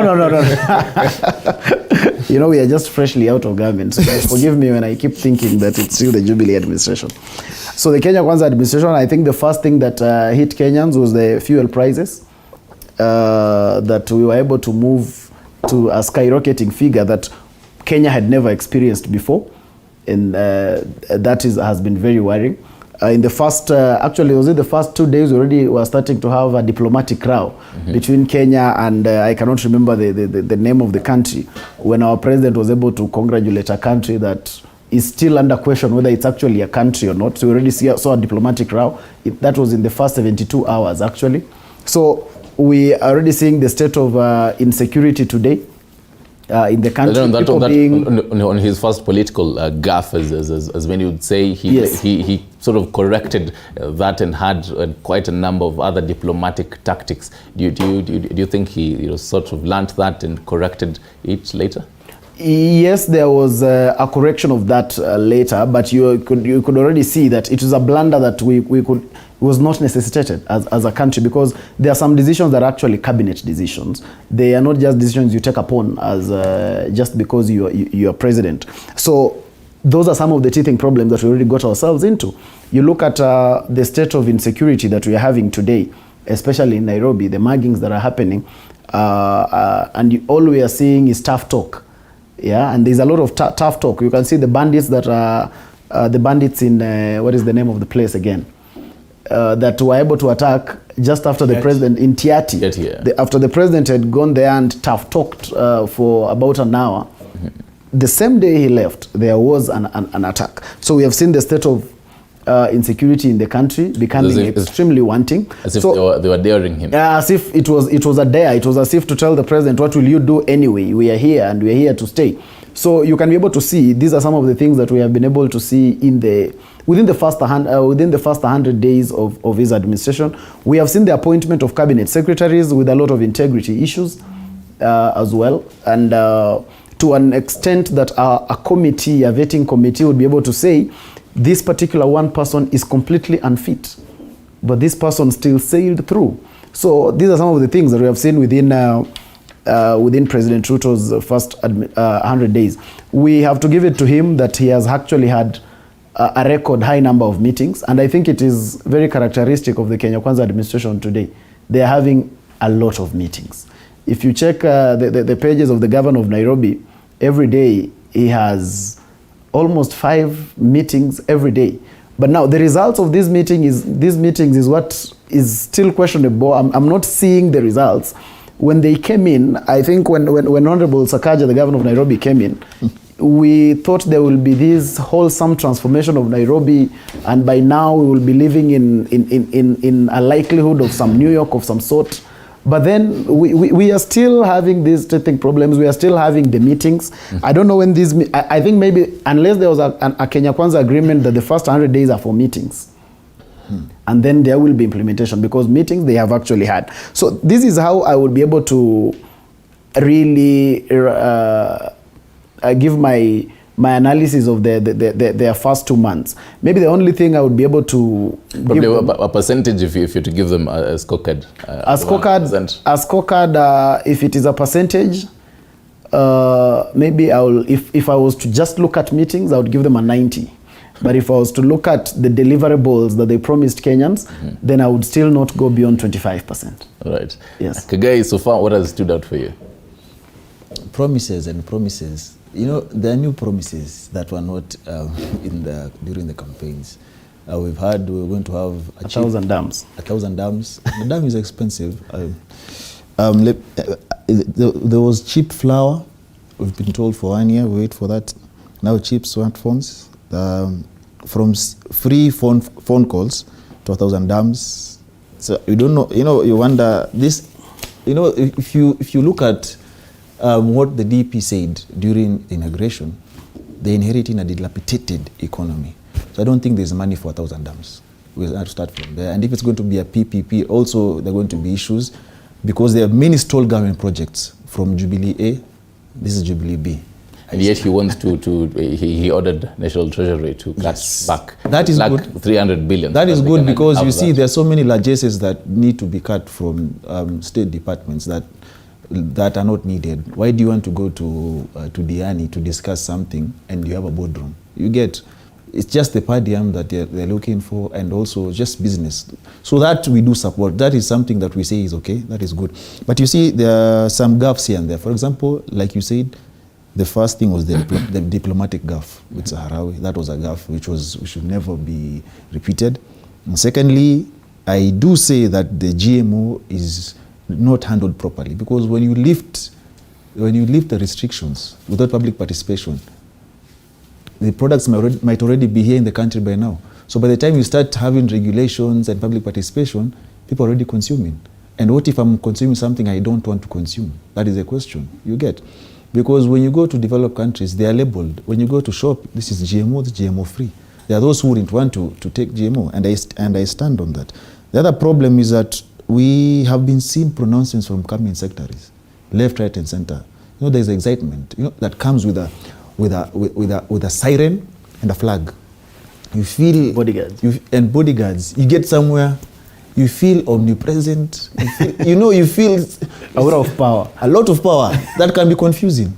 So, and to my surprise, after the pronouncements, I think that was last week, is when they had the first cabinet meeting. So these pronouncements were not cabinet level discussions. So you wonder, how are you making a discussion? How are you making a pronouncement like, we will not fund universities, and then come and say I was misquoted? You get, how are you making a pronouncement like, we will ban Mitumba, but then come back and say we're not going to ban, but we are actually going to implement what Raila wanted to implement. Without saying that actually, but you're just saying, you're just borrowing a leaf, which is okay, because at the end of the day you can borrow something, but actually pay credit. That's what I'd say. But at the end of the day, I believe people need to calm down, and this is my humble suggestion, all right? People need to calm down, and I know you guys will not like this, what I'm about to say, but it is true. They need to avoid you guys as much as possible, because every day, as is the media? Yes, because every day on TV with different pronouncements, the only thing they're going to do is that after 5 years, everything you've recorded and aired will be compared. You'll play this on social media, and then the other thing will be played. We'll definitely do that. Because I'm actually trying to help them, right? Because at the end of the day, people should focus on working. This issue of actually you want to show that you have authority, you have power, and you're making reckless comments. Like he said, there needs to be an induction. It is important, because some have never actually sat in those forums, they've never risen to such levels. And so you are filled with emotions. Power can be confusing. It can be crazy. It can be fire. It can be a very bad master and servant at the same time.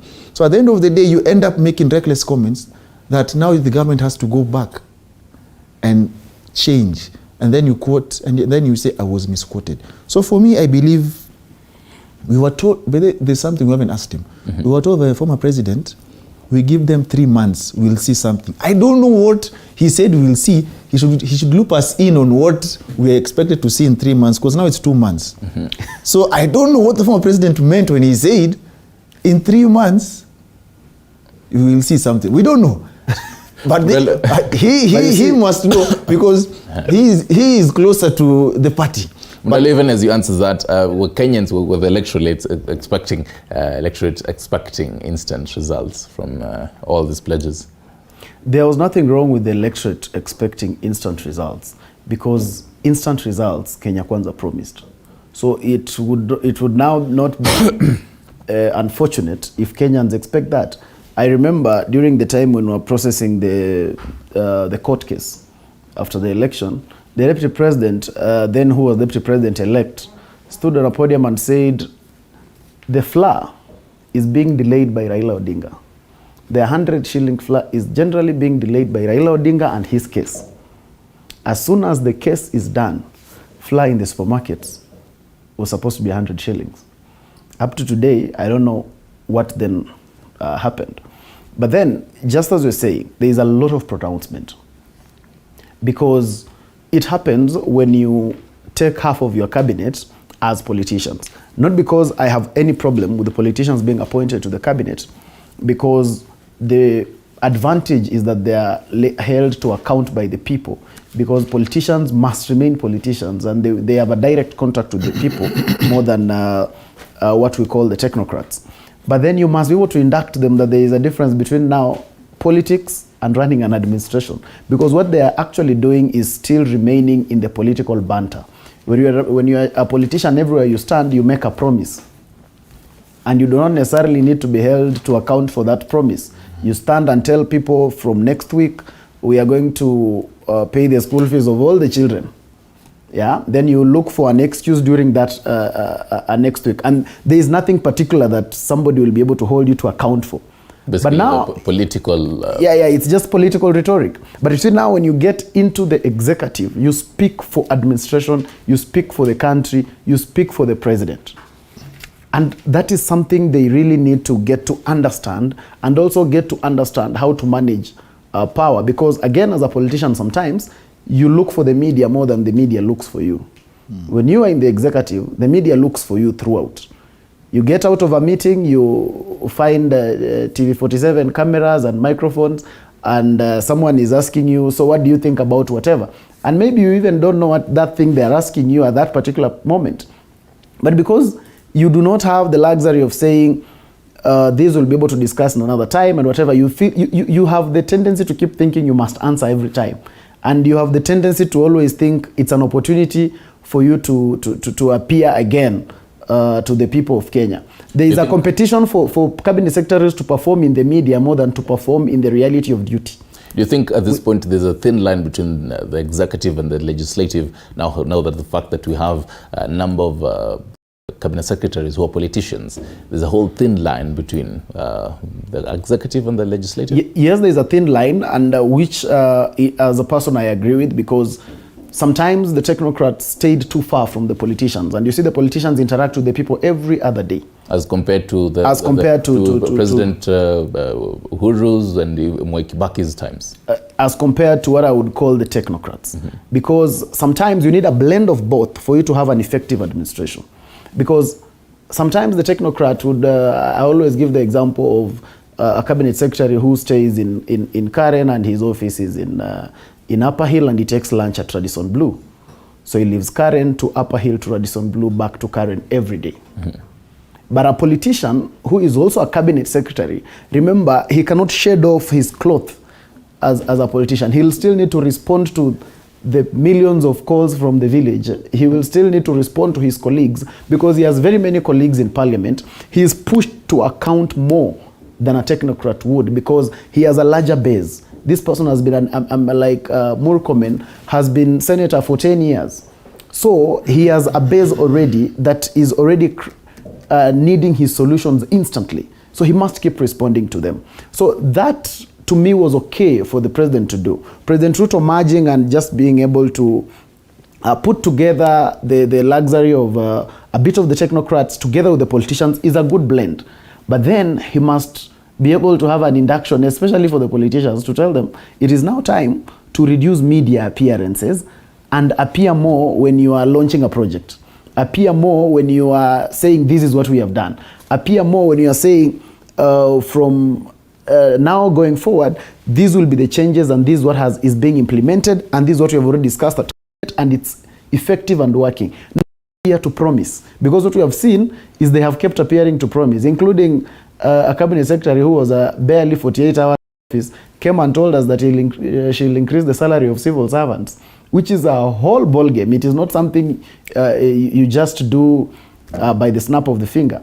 That's opens up the whole conversation that we had started earlier, and I told you we'll get into it later on. Yeah. The whole induction of when senators were sworn into office, they went for governors also, MPs, even MCAs, they went through the induction, and just to take them through, and the whole grilling, and take them through what they should, what to expect, basically. Yeah. In the whole cabinet, including Ruto's elite team, they didn't go through all this. And he had promised that they need induction even for use of cutlery. Yeah, you know, he said some don't know how to dress well, don't know how to use a fork and a knife. Yeah, that one is very close to home. But anyway, so then he said, you know, it's good. Induction is. We all need induction. Yeah, everyone does it from time to time, because no one is born knowing anything. Perfect. You learn. And life is all about learning. You never stop learning in this life. And when you believe you've known everything, now you're a complete fool, because you don't know anything at the end of the day. There's something he mentioned about having technocrats as cabinet secretaries. Yes, he did have the downfall where you find you know, you live a VIP kind of life. It's a chase car. Yeah. The road is always cleared. You get into a VIP lift. You leave the VIP lift, a VIP office. You leave the office, get to a good suite, and then you get pronouncements from former Minister for Education. I didn't know there are slums in Kenya. So you ask yourself, what did you just say? So and then that is why you bring now the issue about induction. That's why I was coming to induction, because you have to watch what you say. And before you say anything, the problem with our politicians, they answer anything without thinking. And then later, when now it catches fire, when since you are good friends when you are recording, when you decide to put them now under the guillotine, now they catch fire because now they realize what I said actually caused an uproar. Now I have to come back and start saying, they always say I was misquoted. But when you watch the video, like, it is self-explanatory. He's quoting himself. So at the end of the day, we all wish that the government performs and it succeeds, because when it succeeds, everybody else benefits in Kenya. When it fails, we suffer the consequences. So I just hope and pray that the focus should now mainly be on service delivery, achieving the manifesto. The manifesto should now be center of, you see, when these cabinet secretaries and the PSs that are actually being vetted, those who will actually, if they'll be, because we know they'll be confirmed. This parliament is just another captured parliament like the other one. I was actually coming to that. So the whole at the end of the conveyor belt. At the end of the day, notion. I believe that these CSs and PSs need to live, breathe, sleep, eat Kenya Kwanza manifesto. You wake up, you dream about it. You go to the shower, you're seeing it, so that you can actually perform. But if once they're in office and they place it aside, they will fail. Okay. Their only guide is that manifesto and achieving it and staying as far as they can from the cookie jar, and that is corruption. Because now if they embark on that, now we come to a place where we will suffer the consequences. And I'm actually waiting to see Parliament amending their standing order, as they say, to allow members of the cabinet to actually appear before them, which should be interesting, because I would want even members of Kenya Kwanza to pin serious questions where there are queries. But if it will only be a circus where it's just more or less a formality, then there's no point of having them in the House. Chair, as much as Ruto has portrayed himself as a man on a mission, he might be let down by his team if they don't actually also portray themselves as, you know, men and women on the same mission on his path. Where do you see, you know, moving forward? Because, you know, he himself is one man who, you know, he keeps time. He's always punctual, even in status and all that. But looking at his team, the vetting of the PSs, his 51 PSs, his elite team, the cabinet secretaries, and basically the formation of his government. First of all, I think a team leader is only as good as his team. So, as good as the President Ruto is, I do not want to foresee a situation where we will start being able to forgive him for the sins of his team. Because this team is a team that has been chosen and put to office by him. So we expect that he has chosen the people that he believes can be able to run a government effectively with him. So I do not want to come from the imagination that I will forgive the president for the sins of his team and say he would have done better were it not for these appointees. Remember, all these appointees are president's appointees. They are not anyone else's appointees. These are his people, and he has the prerogative to hire and fire. So I will not be able to say that these people will be able to let him down, and therefore I'll be able to understand in case the Kenya Kwanza manifesto is not achieved.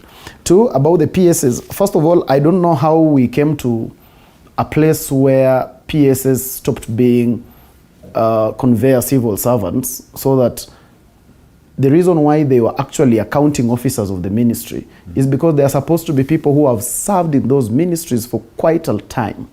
And that's why for a long time PS were not considered political appointees per se. It was the highest badge of honor for a civil servant, because you are supposed to grow within the service to a point where you become a PS.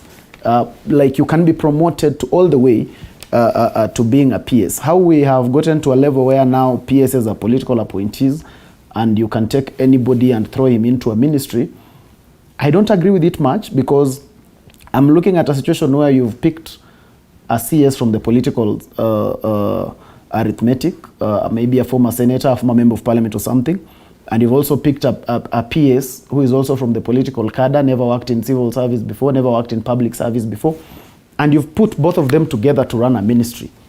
I tend to think they need somebody who would be able to really have the full understanding of sort. But be that as it may, this is where we are now. Now, the vetting that is happening for both the PSs, this vetting that is happening for PSs is being taken less seriously by Kenyans than how they took the vetting of CSs. If you are careful, there was a lot of interest among Kenyans to see the vetting of the CSs, because we all thought that vetting amounts to something. We thought that vetting will be able to culminate into something. That if we think this way, and if the parliament thinks the same way, we can actually be able to see. We expected the first cases of a parliamentary rejection of a name, and see to it that the president also goes the same way. But that did not happen. We saw even the CS who got the worst grading and general acceptance that this one is unfit. We saw that a CS go through. So this vetting of PSs is just a conveyor belt. It's just for formality's sake, which for me, I think if both of these processes are supposed to be formalities, then they should be scrapped, because it is a waste of taxpayers' money and a waste of time. Because all these days we are spending vetting, in the name of vetting them, they could just be working. Look at the days we spent vetting the CSs, and that vetting amounted to more or less nothing. Yeah, and yet we have to pay the commissioners who are putting up that committee. They have to go do a report writing somewhere. All that has to be taken care of. Now today we have 51 PSs now going through the same. We have the committees, we have the allowances, then they will go into a report writing. Look at the cost that the country is being belabored. So basically you feel this just because it's just a process. There is no, we should just come to the reality. If the president is the ultimate decision maker of who becomes CS, we should stop hiding it into approvals and just say, let the president appoint and let them start working. It is as simple as that, because that is actually what it is. But in the name of hiding and saying, you see, the president is also legislated by parliament and parliament has to approve, it is just good semantic, but at the end of the day, it does not amount to anything. Actually, because time is really up, the whole CSs, as someone who was active in the Jubilee administration, yes, this was a position that was formed under the whole Jubilee administration. Yes. And we actually expect President Ruto to name the CS nominees around this month, thereabout. Is there a whole conflict of matters, the whole power and all that? You're talking about CS or CS? The CS. Oh, the Chief Administrative Secretaries. Yeah, Chief Administrative Secretaries is a position that was put in under the Jubilee administration. And there was a lot of hue and cry and bant about it. And we saw President Ruto, then Deputy President, talk a lot of stuff about that and how it was a wrong position to have, and how when he takes over a government, such positions will not exist. Today, we have seen a very creative way of bringing it back. A change of tune. Because at the end of the day, in politics, you also have to serve political interests. Sometimes you wonder where you'll take all your loyalists. And so there has been, they say there is a bit of public participation. I don't know who was called here to go and participate in that public participation, because I was not myself. Then there was the whole talk of apply through the PSC and stuff like that. Now, I have zero problem with there being the Chief Administrative Secretary position. Yeah, because I believe it's basically an assistant minister. Yeah, basically that is an assistant minister to help mostly in the running of even the political side of the government, of the particular ministry. But then how he is going about it, I don't know how this will be able to be achieved, especially if it is about awarding political loyalties. Then I don't know if you can do it through advertisement through the PSC. Because in that regard, then very few politicians will actually qualify unless we'll be trying to run away from the reality. In my view, Chief Administrative Secretaries is a position that should be reserved for the youth. so that it can be a position where the young people can be able to be taken through learning of how governments work and how exactly does an administration work, so that in future they can make very good PSs, they can make very good CSs. So for me, I think President Ruto would have done this country a huge service, especially for the youth of this republic, who overwhelmingly are the ones who participated in the election. I like running away from the notion that is always peddled that youth did not participate. It is a notion meant to make the youth comfortable that then they should not be rewarded. Because if you see, in fact, the hustler narrative was a narrative for the young people. If this narrative was a narrative for the young people, then let us see that happen in the administration of President William Ruto. Because so far, I haven't seen the youth actively on the appointment list of President Ruto. So I'm hoping that he was sparing the chief administrative secretary slots for the young people, because that is where I believe the young people should be put in, so they can be able to learn about governments and how things are done, so they can then make very good public servants in the near future. I'm hoping that that position is actually for the youth, so that I will then forgive him for the appointments he has already made. All right, as much as our chair, here hopes for a whole brighter future for the youth, the reality down to the ground is that there's some, Kenya Kwanza and Ruto's allies who haven't yet tested the whole fruits of the labor so far. And just, for example, the former senators, Hassan Omar and Johnston Muthama, just to mention but a few. This is something that will be mentioned in the parliamentary group meeting for Kenya Kwanza, the whole CSs, and probably rewarding the royalty, the cronies and all that. Wakili, what do you make of this? As much as there's the whole hope of having these slots for the youth so that they can actually learn, but then on the ground, vitu zitakuwa different. On the CAS seat, CAS, one word, unconstitutional, as simple as that. Number two, on rewarding, you see, not everyone will get something. That's the reality about life. So we all have to learn how to manage our expectations. And the sad reality is that when you have baggage, it puts you in a place like where he is, trying to make the CAS compliant with the law, which it can never be compliant with the law, at least the law that is there right now, unless they plan to amend the constitution. Like I told you, it's all about amending the constitution one way or another, as we started the show. So on the CAS and constitutional, and I can tell you for free, he just spoke about vetting. If they will try and have... Then before you continue... If they force and they end up having a CAS, it will prove one thing, that the CSs were already planned, the PSs were already planned, the CSs will now be planned. I know why do I say this, because when you look at our vetting process, it is more or less a formality. That's why nothing is changing, all right? Meaning, if you had a case, days before your vetting, withdrawn. Number two, if you look at the vetting process, the questions that were being posed, most of them from those who are now in government. When someone, let me give you a good example, when someone is asked their net worth, everyone was estimating. No one gave us a valuation report. I have a Land Cruiser valued at 2-3 million. No one gave a valuation report. We say, I'm worth 400 million. And that's it. And we take it from there and we run. No question as to, you are a governor. I figure top to the mind. You are a governor. For example, you are a governor. They are pending bills. You are a governor. Excise is missing. How do you manage 400 million? You are a governor. There's a question by Junet. You are a governor. That hotel is yours, yes. It ended there.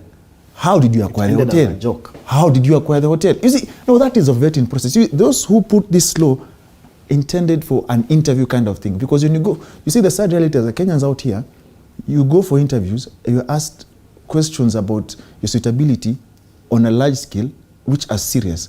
But when people who are going to handle money, are going to handle the policy of the country, ask things that actually don't make sense. That is why I'm saying, if at all they find a way around that CAS seat, which is unconstitutional, it will mean that already it is planned. And even if they put the advertisements out there and you apply, you're wasting your damn time. Legally speaking, is it going to be a paradox that as much as he's pushing for an independent judiciary and as much as PSC says, you know what, we are going to still have to announce all this particular, slots, and they actually ignored the court's order suspending the establishment of the position of CAS, or CS as I'm used to calling it. Is it a whole paradox of the same? The government is on record on saying two things. One, we will find a way around it. And then two, we'll find a way around CDF. What does that tell you? Which way will you find around the law? How do you find a way around the law? So which means you're trying to beat the law. How do you beat the law? Do you cheat the law? Because if you're going to follow the law, then you can't beat it. So you have to look for a scheme around the law. You realize? And that is a sad reality, because if you come into office and you say you'll follow the rule of law, number one, avoid the cash seat. Yes, you have baggage that people need to feel they need to be rewarded. They feel. So that is baggage. Not on us, on you, but now you want to throw it on us. Because now, when that seat is there, for example, they have to be paid. How are they paid? Back to the taxpayers' money. And remember, they inherited a dilapidated economy. My goodness. But there is money for all these things we're being told. Actually, I remember the DP saying there were not even rats in... There was no a single rat. But now there's money there would be money to pay a CS. Really? And you see, the sad reality is that we take things as a joke as a country, and we just roll with the punches. And that is sad, because we never ask serious questions. The government doesn't have its own money. It is your money. So you need to be told how that money is used, for example. So if there's someone misappropriating your funds, or actually decides to reward friends using your money, then you have a right to say no. And that is why the Constitution is saying that seat is unconstitutional. It is not there. Right, real quick before I get to closing remarks, because we're really out of time. He mentioned about the whole hoping for a better future for the youth. Both gentlemen as the whole category as youth. So far, the 2 months so far, do the youth still have hope in this government? Who, Mama Mboga and Boda Boda? Not yet. In the appointment so far, there is nothing. Unless the joke that Weta and Musalia or Mamboga and Boda Boda is true, then that one suffices. But if the joke isn't true, then it means the youth have to wait. People are being told they are parastatals, but you see there are those already serving. Yeah. So how are you going to move around with that? It's going to be interesting, but I believe the youth have to wake up and realize that politics is a game of interest. Many don't. There are those who understand it's a game of interest, and there are those who actually try to make sure that whoever is in office serves my interest, not you serving the interest. You need to move from being a youth winger, a youth leader, hanging on Prados, to actually becoming part and parcel of the policy making. And that is where we need to move towards. Because when you form parties, give us a youth wing, throw us there. You only need us when you want to demonstrate, or you only need us when you want some vuvuzelas, or to make noise, or to actually, because you see, a party is actually sold by the youth. And that's the reality. They're the ones who wear the merchandise. They're the ones who make noise about it. They're the ones who even go on TV shows, talk about the party before it becomes famous. Then once it's famous, they're kicked out, and the so-called big heads in the party now talk about the party. And that is a sad reality. So they need to understand that they also need to take care of their interest. Otherwise, they will always sit there and cry after every 5 years. Your closing remarks. I'm pretty sure whatever you're saying, Mundala is really feeling it as the youth chairman of Jubilee. Because you see, you cannot only be seen and not be heard. And when they hear you, it's just more or less make noise and go. They just give lip service. The youth need to move away from lip service and move away from this issue of just being. It's use them during elections, dump them, come out after 5 years and use them again. That has to change. We need to cope. Kenyans, we are good at coping. We can copy something good. If you look at, for example, the South African politics, how they mentor the young people and how they come up. Ask yourself how guys like Malema, Floyd Shivambu, and the rest, how they came up. That is a proper youth wing. But this issue of just using as courtesy of campaigns, I'll tell you for sure, when you go for these rallies that will be there courtesy of these by-elections, the majority will be youth. Yeah. Those with t-shirts will be youth. Yeah. But once that election is done, does that, the one who wins, does he or she come down and help the people? Does he come and ask the youth, what is your problem? How do we solve it? So that is the issue. It's all about interest. work with that person who wants to work for you and improve your life. Not just call you boda boda and mamboga and leaves you there. Those are your closing remarks? My closing remarks, yes. And my closing remarks is simple. Let us have a Nairobi that is away from Nairobi. I've had the governor speak yesterday, the IG speak, and the Minister for Interior. We're actually hoping, as they try to flush out the criminals, let us also think about reforming, not just bundling them in these prisons and everywhere, but also how do you change? And also, how do you help improve their economic situation by giving them, because this government talked about pesa mfukoni. So make sure they have money in their pocket so that they don't mug you out there when they see you in a nice suit. Okay. All right? At the end of the day. In like a minute, briefly, your last remarks. Thank you. First of all, I would want to say that the youth exist in all cadres. And most of the time when we talk youth, we only want to talk boda boda and the person wearing t-shirts during rallies. I want to say categorically that youth exists in all the cadres. We have journalists, yeah, like yourself. Indeed. Yeah, and so many other people in the professional world that are youth who deserve these opportunities. And I want to agree with the perception that is always peddled that the youth are not very deserving. Because when you go, I sat in the Azimio campaign secretariat, and we participated, and we had very many young people who participated, including in the drafting of the Azimio manifesto. Same to Kenya Kwanza. I know of many young people in the Kenya Kwanza administration who have been able to spearhead that campaign from both the stage of writing and drafting the manifesto to being very strategic thinkers in that team.